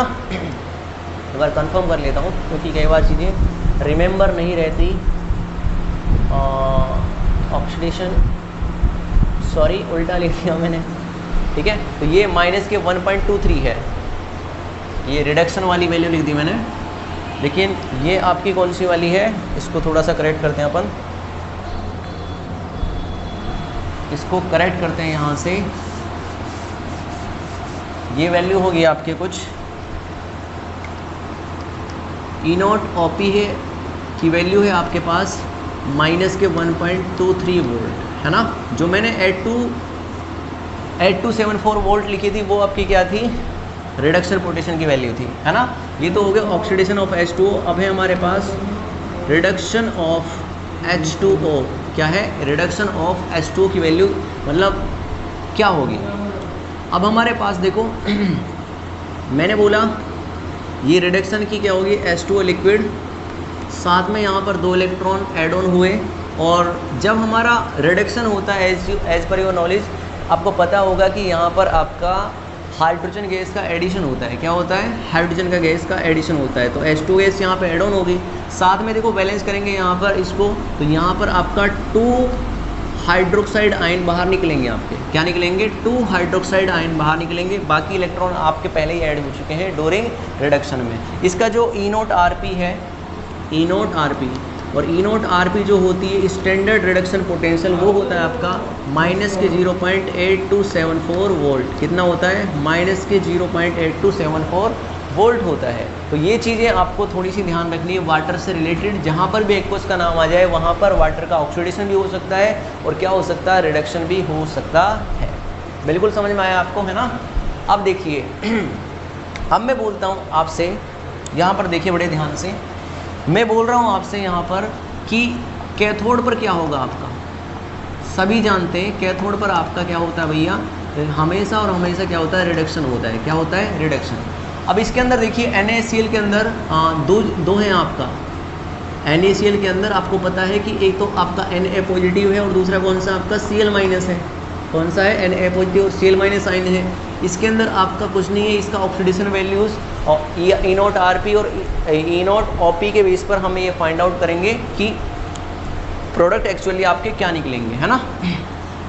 तो देखिए अब देखो बड़े ध्यान से, मेरे को पता है जैसा मैंने इस डायग्राम के अंदर बताया था कि यहाँ से Na पॉजिटिव आयंस थे, वो किसकी फॉर्म में यहाँ पर डिपॉजिट हो रहे हैं, सोडियम की फॉर्म में कैथोड पर डिपॉजिट हो रहे हैं। किस पर डिपॉजिट हो रहे हैं, कैथोड पर। तो मैंने बोला Na प्लस एक्वस था, ये किसके अंदर डिपॉजिट हो रहा है भैया, ये सोडियम मेटल के अंदर डिपॉजिट हो रहा है। सोडियम आपका मेटल के अंदर डिपॉजिट हो रहा है।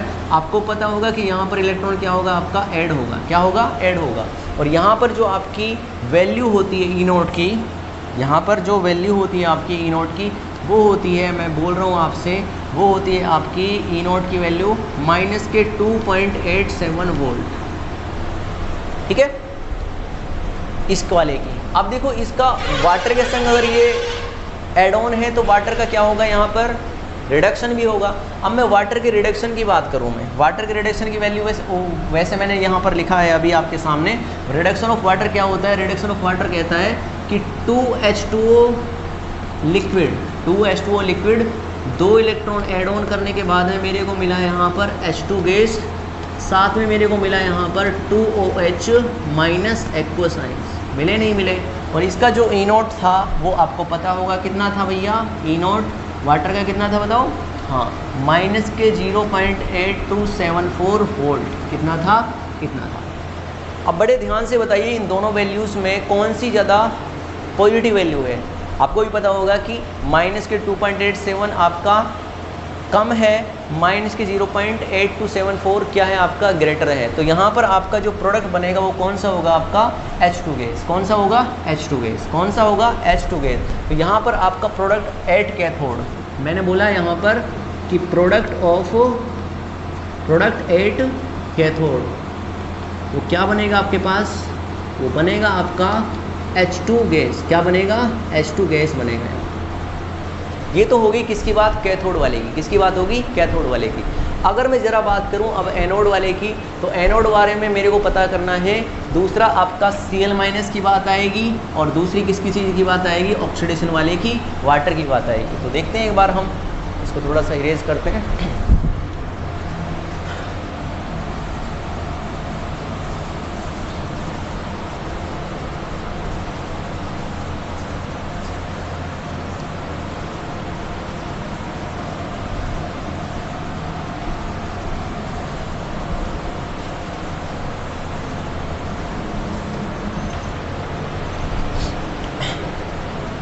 कैथोड की मैंने यहाँ पर प्रोडक्ट देख लिया है। अब मैं देखता हूँ यहाँ पर एनोड का। किसका, एनोड। और एनोड पर क्या होता है आपका, ऑक्सीडेशन होता है। क्या होता है, ऑक्सीडेशन होता है। अब ऑक्सीडेशन के लिए मेरे पास दो प्रेफरेंस हैं। पहला तो आपका ऑक्सीडेशन किसका होगा, Cl- का हो सकता है।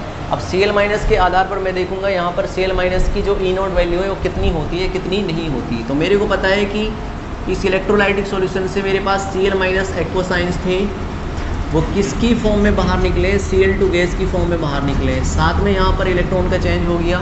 इलेक्ट्रॉन कितने चेंज हो गए यहाँ पर, 2। और आगे भी वैलेंस के लिए मैंने कितना लगा दिया, 2। या फिर आप ऐसा कर सकते हैं, इस क्लोरीन को ऐसा ही रहने दीजिए, Cl- को यहाँ पर हाफ लगा दीजिए और एक इलेक्ट्रॉन का यहाँ पर चेंज लगा दीजिए, कोई इससे कोई दिक्कत नहीं है। ठीक है, यहाँ पर जो ई नोट की वैल्यू है आपकी, वो है ई नोट की वैल्यू है -1.36 वोल्ट।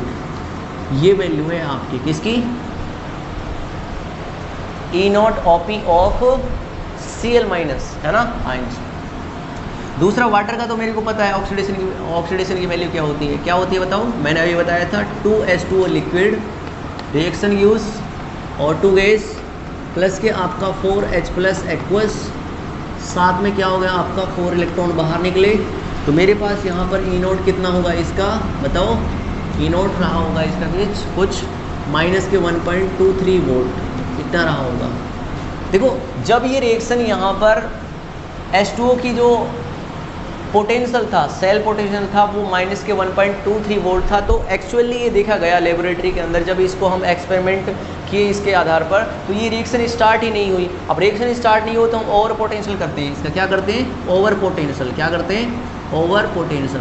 और मैंने इसका ओवर पोटेंशियल किया तो यहाँ पर H2 का जो ओवर पोटेंशियल निकल के आया, वो निकल के आया यहाँ पर -1.48 वोल्ट। कितना निकल के आया, -1.48 यहाँ पर ओवर पोटेंशियल निकल के आया। अब देखिए ओवर पोटेंशियल ऑफ O2 कितना आया यहाँ पर, ये आया ना, आया नहीं आया, बिल्कुल, क्योंकि O2 क्या है यहाँ पर, प्रोडक्ट है यहाँ पर, बिल्कुल। अब देखो कौन सा यहाँ पर वैल्यू ज़्यादा है, क्योंकि ये तो चीज़ स्टार्ट ही नहीं हुई थी। अब हमें किसको कंपेयर करना, -1.48 वोल्ट को और -1.36 वोल्ट को। तो आपकी कौन सी वैल्यू यहाँ पर ज़्यादा है, वो है आपकी Cl2 गैस का। तो यहाँ पर आपका क्या बनेगा, यहाँ पर आपका प्रोडक्ट एट कैथोड क्या बनेगा, sorry anode, product at anode, product of anode क्या बनेगा यहाँ पर, Cl2 गैस मिलेगी। क्या मिलेगी, Cl2 गैस। और हम प्रोडक्ट एट कैथोड पहले से ही निकाल चुके हैं। प्रोडक्ट एट कैथोड क्या निकाल चुके थे हम, प्रोडक्ट एट कैथोड क्या निकाल चुके थे, वो था हमारा क्या चीज़ यहाँ पर, H2 गैस। क्या था, H2 गैस। तो ये किसका है आपका, प्रोडक्ट ऑफ एक्वस NaCl। साथ में आप इसको HCl के लिए भी अप्लाई कर सकते हैं, वहाँ पर भी यही सेम प्रोडक्ट आपको मिलेंगे, बिल्कुल कोई दिक्कत नहीं है आपको ना। तो ये दोनों मैंने देख लिए। पहला आपका देखा था मोल्टन NaCl का, मोल्टन NaCl के लिए आपका प्रोडक्ट क्या निकलते हैं, और दूसरा आपका एक्वस NaCl या फिर एक्वस HCl के लिए क्या होंगे। ठीक है, अब इस टेबल की फॉर्म में इसको हम अरेंज कर देते हैं। मैंने यहाँ पर बोला आपके लिए, मैंने बोला इलेक्ट्रोलाइट, यहाँ पर आपके पास क्या है, इलेक्ट्रोलाइट, कोई भी इलेक्ट्रोलाइट, जैसे मैंने बोला था आपका पहला मोल्टन NaCl है ना। यहाँ पर इलेक्ट्रोलाइट ले लिया मैंने, यहाँ पर इलेक्ट्रोलाइट ले लिया। इधर की साइड में कैथोड वाला प्रोडक्ट लिख रहा हूँ, प्रोडक्ट एट कैथोड, और इधर की साइड ले रहा हूँ मैं यहाँ पर product at anode. Molten NaCl के आपको प्रोडक्ट पता होंगे। आपको क्या मिला था? Sodium metal. क्या मिला था? Sodium metal. और एनोड पर क्या मिला था आपको? Cl2 गैस मिली थी इवोल्व होती हुई, है ना। दूसरा था आपका यहाँ पर एक्वस NaCl, या फिर क्या बोलेंगे इसको आप, HCl के लिए भी अप्लाई कर सकते हैं। तो अभी जस्ट मैंने आपके ऊपर के सामने लिखा है कि H2 और Cl2 हमें क्या मिलते हैं? कैथोड और एनोड के प्रोडक्ट मिलते हैं रेस्पेक्टिवली, H2, और यहाँ पर क्या होगा आपका? Cl2 gas. क्या मिलेगा? Cl2 गैस मिलेगा यहाँ पर। बिल्कुल। तो कैसे आया था आपको पता चल गया। अब देखो ये कंडीशन यहाँ पर ये है, यहाँ पर आपका कॉन्सेंट्रेटेड है। अगर मैंने यहाँ पर इसको डाइल्यूट किया है, क्या किया है? डाइल्यूट। किसको? इसको। तो डाइल्यूट में किसका अमाउंट यहाँ पर ऐड ऑन होता है? यहाँ पर H2 का अमाउंट ऐड ऑन होता है। तो H2 में क्या होता है आपका? ऑक्सीजन का अमाउंट बढ़ता है। बस आपका यहाँ पर O2 अमाउंट बढ़ जाएगा एनोड पर, बाकी कुछ भी नहीं होगा। तो डाइल्यूट एक्वस NaCl या फिर HCl, ठीक है। तो इसमें आपका कैथोड वाला तो प्रोडक्ट सेम रहेगा, आपका H2 गैस ही हमें मिलेगी, लेकिन Cl2 गैस की तरह हमें क्या मिल जाएगा यहाँ पर? O2 गैस मिल जाएगी H2, और यहाँ पर क्या मिल जाएगा? O2 मिल जाएगा एनोड पर। ये आपके इलेक्ट्रोलिसिस के क्या हैं भैया? प्रोडक्ट हैं। क्या हैं? प्रोडक्ट हैं जो हमें क्या मिलते हैं? एनोड और कैथोड पर मिलते। बिल्कुल समझ में आया आपको। अब ये हमारा क्या था? इलेक्ट्रोलिसिस ऑफ एक्वस NaCl था। इसको आप किसके लिए डाल लीजिए? HCl के लिए भी डाल दीजिए। कॉपी कीजिए इसको, फिर हम आगे एक छोटा सा टॉपिक और देख लेंगे, प्रोडक्ट ऑफ एक्वस CuSO4, जो बिल्कुल आसान है। सेम इसी के आधार पर बस आपको थोड़ा सा ये ध्यान रखना है। ये तो मैं पूरा लिस्टेड करा रहा हूँ, लेकिन आपको केवल ये टेबल ही ध्यान रखनी है, इसकी वैल्यूज़ आपको ध्यान रखनी है। बाकी वैसे तो कुछ पूछा जाएगा नहीं, मुझे पूरा विश्वास है। बोर्ड के पॉइंट ऑफ व्यू से मैं बात कर रहा हूँ, तो वहाँ पर आपको इतना कॉम्प्लिकेटेड नहीं दिया जाएगा। बट मेरी जिम्मेदारी बनती है, पूरा एक दायित्व बनता है कि मैं आपको पूरी तरीके से बेसिक कॉन्सेप्ट की क्लियरिटी को लेते हुए क्वेश्चंस को समझाऊँ, कोई भी टॉपिक को समझाने जाऊँ। कॉपी कीजिए इसको।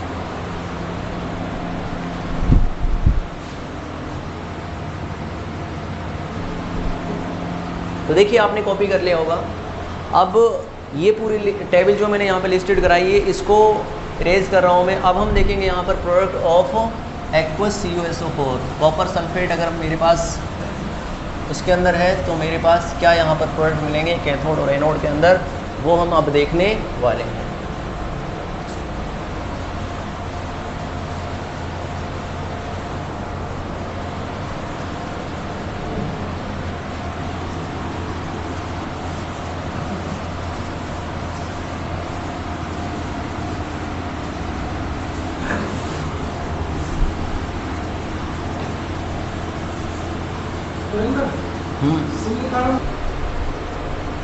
तो देखिए भाई, अब हमारा इसको थर्ड पॉइंट डाल देते हैं हम अपन, products of aqueous CuSO4। As per your knowledge आपको ये पता भी होगा, नॉलेज क्या, कि CuSO4 के साथ कौन है यहाँ पर? H2। सेम ही कंडीशन किसके लिए है? क्योंकि यहाँ पर आपके पास Cu2+ आइन से, और दूसरा आपका कौन सा? SO4 2- आइन है। इसका क्या हो सकता है? ऑक्सीडेशन भी हो सकता है, और क्या हो सकता है आपका? रिडक्शन भी हो सकता है। ठीक है, तो ज़्यादा ना टाइम वेस्ट करते हो, अब मैं कैथोड वाली रिएक्शन लिख रहा हूँ यहाँ पे। कैथोड पर आपकी क्या क्या पॉसिबिलिटी हो सकती है? तो कैथोड पर आपका क्या होगा? हमेशा रिडक्शन होगा। क्या होगा? रिडक्शन होगा। अब एक चीज़ खुद बताइए मुझे, रिडक्शन किसका होगा भैया? CuSO4 से क्या? Cu+ के 2 होगा, और दूसरा कौन सा होगा? Cu होगा आपका, है ना। तो मेरे पास पहली प्रायोरिटी किसके लिए? Cu2+ आइंस होंगे किसके अंदर? CuSO4 सॉल्यूशन के अंदर Cu2+ एक्वस आइंस होंगे। यहाँ से मेरे पास 2 इलेक्ट्रॉन एड ऑन हुए, और मेरे पास क्या डिपॉजिट हो गया कैथोड पर? कॉपर। इसकी जो ई नोट दे रखी है यहाँ पर, आपको वैसे पता भी होगा, बहुत सारे क्वेश्चन हमने इसके बेस पर किए थे। आपको ये पता है कि इसका जो ई नोट RP होता है कॉपर का, वो कितना होता है? ई नोट होता है, ये होता है आपका प्लस के 0.34 वोल्ट। ये इसकी ई नोट RP होती है। सेकेंड वन आपका यहाँ पर दूसरा कौन है मेरा, वाटर का भी क्या हो सकता है यहाँ पे रिडक्शन हो सकता है। तो वाटर की रिडक्शन की रिएक्शन क्या थी आपकी, वाटर की रिडक्शन की रिएक्शन क्या थी, 2H2O लिक्विड था यहाँ पे, साथ में आपका यहाँ पर 2 इलेक्ट्रॉन ऐड ऑन किए थे मैंने, और साथ में यहाँ पर क्या मिल रहा था हमें, H2 गैस मिल रही थी। क्या मिल रही थी, H2 गैस मिल रही थी, साथ में आपका 2OH माइनस एक्वस था यहाँ पे। और इसका जो ई नोट था आपका, इसका जो ई नोट था वो भैया बताओगे मेरे को एक बार कितना था, बताओ कितना था। ये था आपका माइनस के 0.8274 वोल्ट। कितना था, माइनस के 0.8274 वोल्ट क्या था, ई नोट। आरपी थी किसकी, वाटर की। किसकी थी, वाटर की। अब दोनों में कंपेयर करके बताइए कि यहाँ पर कौन सी वैल्यू ज़्यादा पॉजिटिव है। आपको पता होगा कि कॉपर वाली वैल्यू ज़्यादा पॉजिटिव है, तो हमें प्रोडक्ट के फॉर्म में क्या मिलेगा, कॉपर सॉलिड मिलेगा। क्या मिलेगा, कॉपर सॉलिड मिलेगा, है ना। ये वाला आपका मिलेगा, मैं बाद में इसको लिखा दूंगा, लेकिन मेरे को पता चल गया कि कौन ज़्यादा पॉजिटिव वैल्यू है आपकी, ये वाली। अब मैं बात कर रहा हूँ किसकी, एनोड वाले की। किसकी बात कर रहा हूँ, एनोड वाले की। एनोड पर क्या होगा आपका, ऑक्सीडेशन। क्या होगा, ऑक्सीडेशन होगा आपका। क्या होगा, ऑक्सीडेशन। और ऑक्सीडेशन वाली में मैंने बोला था कि ऑक्सीडेशन किसका होगा भैया, हाँ जी, SO4 2- को मैंने पहले प्रायोरिटी दी। ये किसके अंदर कन्वर्ट होगा आपका, ये कन्वर्ट होता है आपका H2O8 2-, है ना। इसके अंदर ये कन्वर्ट होगा, साथ में कितने इलेक्ट्रॉन का चेंज होगा आपका, 2 इलेक्ट्रॉन का चेंज होगा।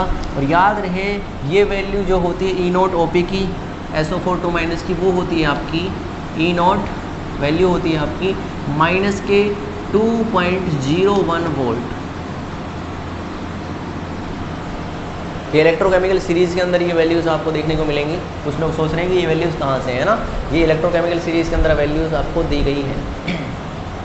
दूसरा, मेरे को पता है कि वाटर का मैं अगर ऑक्सीडेशन करूं तो वाटर का जो ऑक्सीडेशन होता है वो क्या, किस फॉर्म में होता है, इस फॉर्म में होता है। H2O लिक्विड होता है आपका, ये जाता है आपका किस में, ऑक्सीडेशन की बात कर रहे हैं हम, तो O2 आपका यहाँ पे होता है, साथ में आपका कौन, 4H+ एक्वस, और साथ में कौन होगा आपका यहाँ पर 4 इलेक्ट्रॉन बाहर निकलेंगे। और इसका जो ई नोट होता है वो कितना होता है भैया, ई नोट इसका होता है माइनस के 1.23 वोल्ट। लेकिन जब ये माइनस के 1.23 वोल्ट पे ये रिएक्शन कराई गई तो ये रिएक्शन स्टार्ट ही नहीं हुई एक्चुअली। तो इसका हमने क्या किया यहाँ पर, ओवर पोटेंशियल। क्या किया, ओवर पोटेंशियल। तो ओवर पोटेंशियल करने पर, ओवर पोटेंशियल कितना होता है O2 का, ओवर पोटेंशियल ऑफ O2 कितना होता है बताओ। हाँ वेरी गुड, मैंने पिछले रिएक्शन में कराया था आपको, माइनस के 1.48 वोल्ट तक मैंने इसको लेके गया, ठीक है। और पोटेंशियल इतना किया हमने। तो अब दोनों को कंपेयर कर रहे हैं अपन, तो कौन सी वैल्यू यहाँ पर ज़्यादा पॉजिटिव है, कौन सी वाली, ये वाली। तो हमें यहाँ पर प्रोडक्ट के रूप में कौन मिलेगा बताओ, सॉरी कौन सी वैल्यू ज़्यादा पॉजिटिव है यहाँ पर, सॉरी हाँ ज़्यादा पॉजिटिव कौन सी है, ये वाली है, क्योंकि ये तो 1 पॉइंट कुछ है, ये आपके क्या 1 पॉइंट कुछ है, लेकिन ये तो 2 पॉइंट है, वो भी नेगेटिव के साथ। तो यहाँ पर हमें क्या मिलेगा, O2 गैस मिलेगी, किसके रूप में, प्रोडक्ट के रूप में। तो प्रोडक्ट एनोड क्या मिलेगा हमें, O2 मिलेगा। तो फाइनली मैंने बोला कि यहाँ पर मेरे पास प्रोडक्ट के रूप में, प्रोडक्ट एट कैथोड वो क्या मिलेगा यहाँ पर हमें, कॉपर सॉलिड मिलेगा। और साथ में प्रोडक्ट एट एनोड वो क्या मिलेगा हमें यहाँ पर, वो मिलेगा यहाँ पर हमें O2 गैस। क्या मिलेगी, O2 गैस मिलेगी। ये तो जब था आपका, क्योंकि एक रिएक्शन, एक कंडीशन पूछी जाती है, यहाँ पर 2 कंडीशन है। पहली कंडीशन जो मैंने ये पूरा डाटा कराया है, ये था आपका इनर्ट इलेक्ट्रोड यूज़ करने पर, इनर्ट इलेक्ट्रोड यूज़ करने पर मैंने ये रिएक्शन कराई है। लाइक जैसे आपका प्लेटिनम हो गया, इस टाइप से। जानते हैं इलेक्ट्रोड क्या होते हैं, इनर्ट इलेक्ट्रोड क्या होते हैं बताओ। ऐसे इलेक्ट्रोड होते हैं इलेक्ट्रोलाइटिक सॉल्यूशन के अंदर जो रिएक्शन को एक मीडियम प्रोवाइड, इलेक्ट्रोड क्या होता है, जो अगर हाइड्रोजन का यहाँ पर क्या नहीं बन सकता, इलेक्ट्रोड नहीं बन सकता, तो उस कंडीशन में हम इनर्ट इलेक्ट्रोड बना सकते हैं, ठीक है। तो प्लेटिनम क्या होता है आपका, सॉलिड होता है। ये मैंने इनिशियली बताया था आपको। तो पहली कंडीशन है इसकी कौन सी, इनर्ट इलेक्ट्रोड मैंने यूज़ किया है, लाइक कौन सा, प्लेटिनम। तब मेरे पास प्रोडक्ट के रूप में कौन कौन मिले यहाँ पर, एक तो मुझे कॉपर सॉलिड मिला है किस पर, कैथोड पर, और दूसरा मुझे क्या मिला है यहाँ पर, O2 गैस मिली है किस पर, एनोड पर, ठीक। अब दूसरा मैंने रिएक्टिव मेटल ले लिया, क्या ले लिया, रिएक्टिव मेटल ले लिया। और रिएक्टिव मेटल भी मैंने वो लिया है जिसका मैंने रिएक्शन के अंदर पार्टिसिपेट किया हुआ है, मतलब कॉपर आपका क्या ले रहा हूँ मैं यहाँ पर रिएक्टिव मेटल ले रहा हूँ, है ना, क्योंकि कॉपर आपका रिएक्टिव मेटल है। तो इसका ई नॉट आरपी और ई नॉट ओपी आपको पता होगा। ई नॉट आरपी कितना होता है प्लस के 0.34 वोल्ट, और ई नॉट आरपी कितना होगा, सॉरी ओपी कितना होगा माइनस के 0.34 वोल्ट, क्योंकि आप जानते हैं, दोबारा से अभी बोल रहा हूँ मैं क्योंकि सब चीज़ मिक्सअप हो जाएगा। अभी इतनी चीज़ें ध्यान रखिए। अब हम सेकंड केस देखने जा रहे हैं ना, ये तो पहला केस मैंने आपको बता दिया यहाँ से और यहाँ तक। अब बी केस देखने जा रहे हैं हम। मैं सेकंड कंडीशन डाल रहा हूँ यहाँ पर, if reactive metal, second condition में डाल रहा हूँ यहाँ पर, इफ़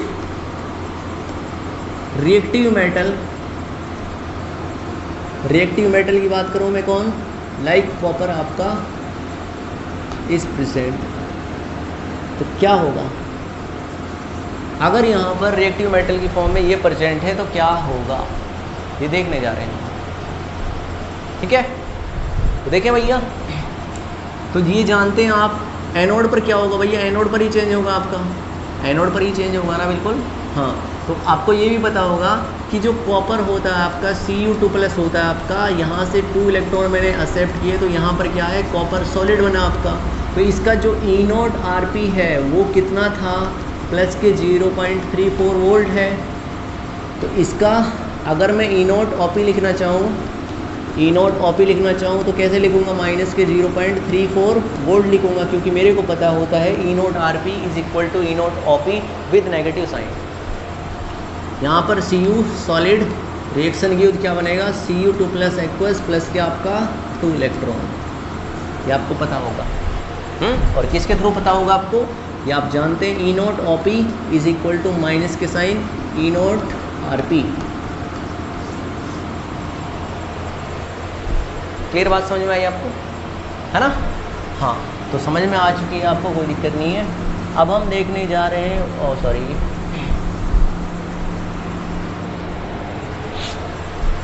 तो एनोड पर आपका ये होगा, तो product at anode, product at anode, तो प्रोडक्ट एट एनोड क्या बनेगा अपने पास, Cu2+ एक्वस आइंस बनेंगे आपके पास, Cu2+ आइंस बनेंगे। तो कैसे बनेंगे, क्योंकि मेरे को पता है कि ई नॉट ओपी कितना है आपका, माइनस के 0.34 वोल्ट है ना, और जो ई नॉट क्योंकि वाटर के संग डिजोल्व है ये, तो ई नॉट ओपी ऑफ वाटर कितना होता है, E not OP of water कितना होता है बताओ भैया, माइनस के 1.23 वोल्ट होता है, नहीं होता। अब कौन ज़्यादा पॉजिटिव वैल्यू है यहाँ पर, ये ज़्यादा पॉजिटिव है, तो ये आपका प्रोडक्ट के रूप में काम करेगा, ना कि H2O वाला, है ना। बाकी आपका जो कैथोड वाला है वो तो आपको पता ही होगा, खैर प्रोडक्ट एट कैथोड, ये तो आपको पता ही होगा, प्रोडक्ट एट कैथोड क्या होता है आपका, कॉपर ही होता है, क्या होता है, कॉपर सॉलिड होगा। ये आपके पास लास्ट कंडीशन थी, तो इसको भी मैं एक टेबल की फॉर्म में यहाँ पर दर्शा देता हूँ, जो आपको ध्यान रखना है। तो इलेक्ट्रोलिसिस ऑफ CuSO4 है, ये क्या है, electrolysis of CuSO4, electrolysis of CuSO4, है ना। तो इधर की साइड मेरे पास है इलेक्ट्रोड, कौन सा मैंने इलेक्ट्रोड यूज़ किया है, उधर की साइड मेरे पास कैथोड और एनोड के क्या हैं, प्रोडक्ट हैं, क्या है, कैथोड और एनोड के क्या है भैया, प्रोडक्ट हैं। पहली कंडीशन क्या थी मेरी, inert electrode like platinum use किया था मैंने, है ना। तो इनर्ट इलेक्ट्रोड अगर मैंने यूज़ किया है लाइक प्लेटिनम, तो मेरे को यहाँ पर 2 प्रोडक्ट मिले थे। कैथोड पर था आपका कौन सा, कॉपर सॉलिड, जबकि O2 किसकी फॉर्म में था, गैस की फॉर्म में एनोड पर।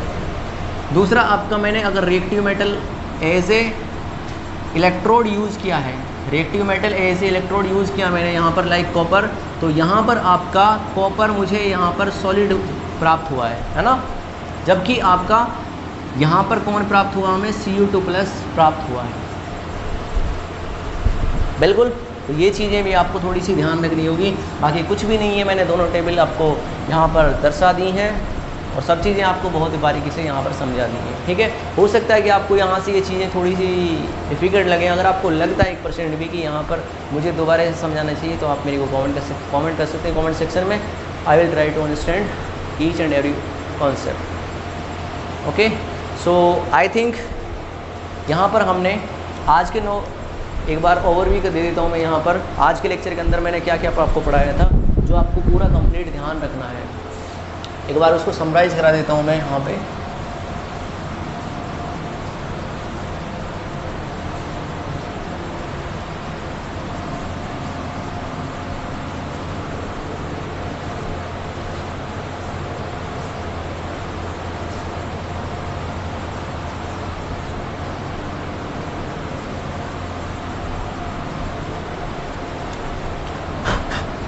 तो एज यू नो दैट हम फेराडेज फर्स्ट लॉ से ही जाते हैं। तो फेराडेज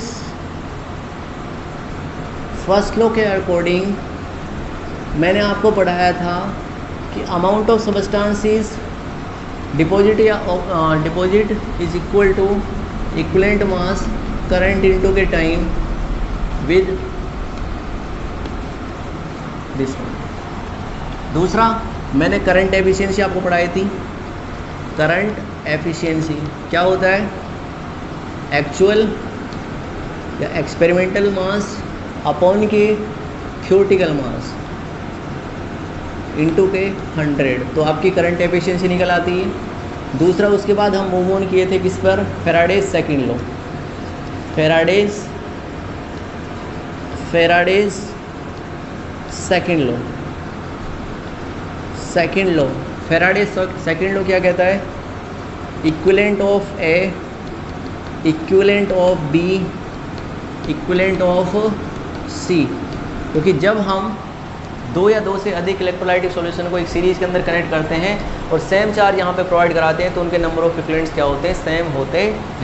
तो मैंने बोला था W ऑफ ए अपॉन के equivalent mass of A is equal to W of B upon के equivalent mass of B is equal to W of C upon के इक्विवेलेंट मास ऑफ C। ये हमारे पास क्या था? ये था इक्विवेलेंट मास। क्या होता है आपके पास? मोलर मास अपॉन के n फैक्टर, है ना। उसके बाद अपन मूव ऑन किए थे किसके ऊपर? प्रोडक्ट ऑफ इलेक्ट्रोलिसिस के ऊपर। प्रोडक्ट ऑफ इलेक्ट्रोलिसिस के ऊपर। प्रोडक्ट ऑफ इलेक्ट्रोलिसिस में मैंने पहला बताया था आपको कि मोल्टन NaCl, है ना। तो मोल्टन NaCl के कैथोड के प्रोडक्ट क्या थे और एनोड के क्या थे? आपको खूब अच्छी तरीके से पता है। सोडियम आपका कैथोड पर था, जबकि क्या थी? Cl2 गैस कहाँ पे थी? एनोड पर थी। दूसरा मैंने आपको बताया था कि मेरे पास अगर एक्वस NaCl या फिर HCl आ जाए तो कैथोड पर आपका क्या बनेगा और एनोड पर क्या बनेगा? कैथोड पर क्या बनता है आपका बताओ? कैथोड पर क्या बनता है? H2 gas. और एनोड पर क्या बनती है आपकी? Cl2 gas. In case of concentrated, ये किसकी थी? कॉन्सेंट्रेटेड वाली कंडीशन। जबकि डाइल्यूट वाले में क्या होता है आपके पास? डाइल्यूट वाले में कैथोड पर तो H2 ही बनता है, लेकिन एनोड पर क्या बन जाता है? Due to exchange of water and oxygen, यहाँ पर O2 प्रेजेंट होता है। उसके बाद क्या था आपका? रिएक्टिव मेटल वाली कंडीशन थी, जहाँ पर एक्वस CuSO4 था। CuSO4 वाली कंडीशन में मेरे पास कैथोड पर तो क्या था आपका? कॉपर था, जबकि एनोड पर क्या था आपका? यहाँ पर O2 गैस थी। क्या थी? O2 गैस थी। इस वाली कंडीशन में इनर्ट इलेक्ट्रोड वाली कंडीशन थी, इनर्ट इलेक्ट्रोड लाइक प्लेटिनम वाली। उसके बाद हमारा सेकंड केस था कि कॉपर आपका रिएक्टिव मेटल के रूप में काम कर रहा है, तो कॉपर तो आपका किसका था? कैथोड पर था, जबकि आपका Cu2 प्लस आयन किसके ऊपर प्रेजेंट था? एनोड के ऊपर, जो मैंने आपको इस टेबल के अंदर लिस्टेड कराया हुआ है। सो आई थिंक आपको पूरी तरीके से ये चीज़ें समझ में आ चुकी होंगी। आज के लेक्चर को हम यहीं पे वाइंड अप कर रहे हैं। कल पुनः आपसे फिर मिलेंगे, तब तक आप अपना ख्याल रखिए। मैं अपना ख्याल रखता हूँ, बाकी लोग अपना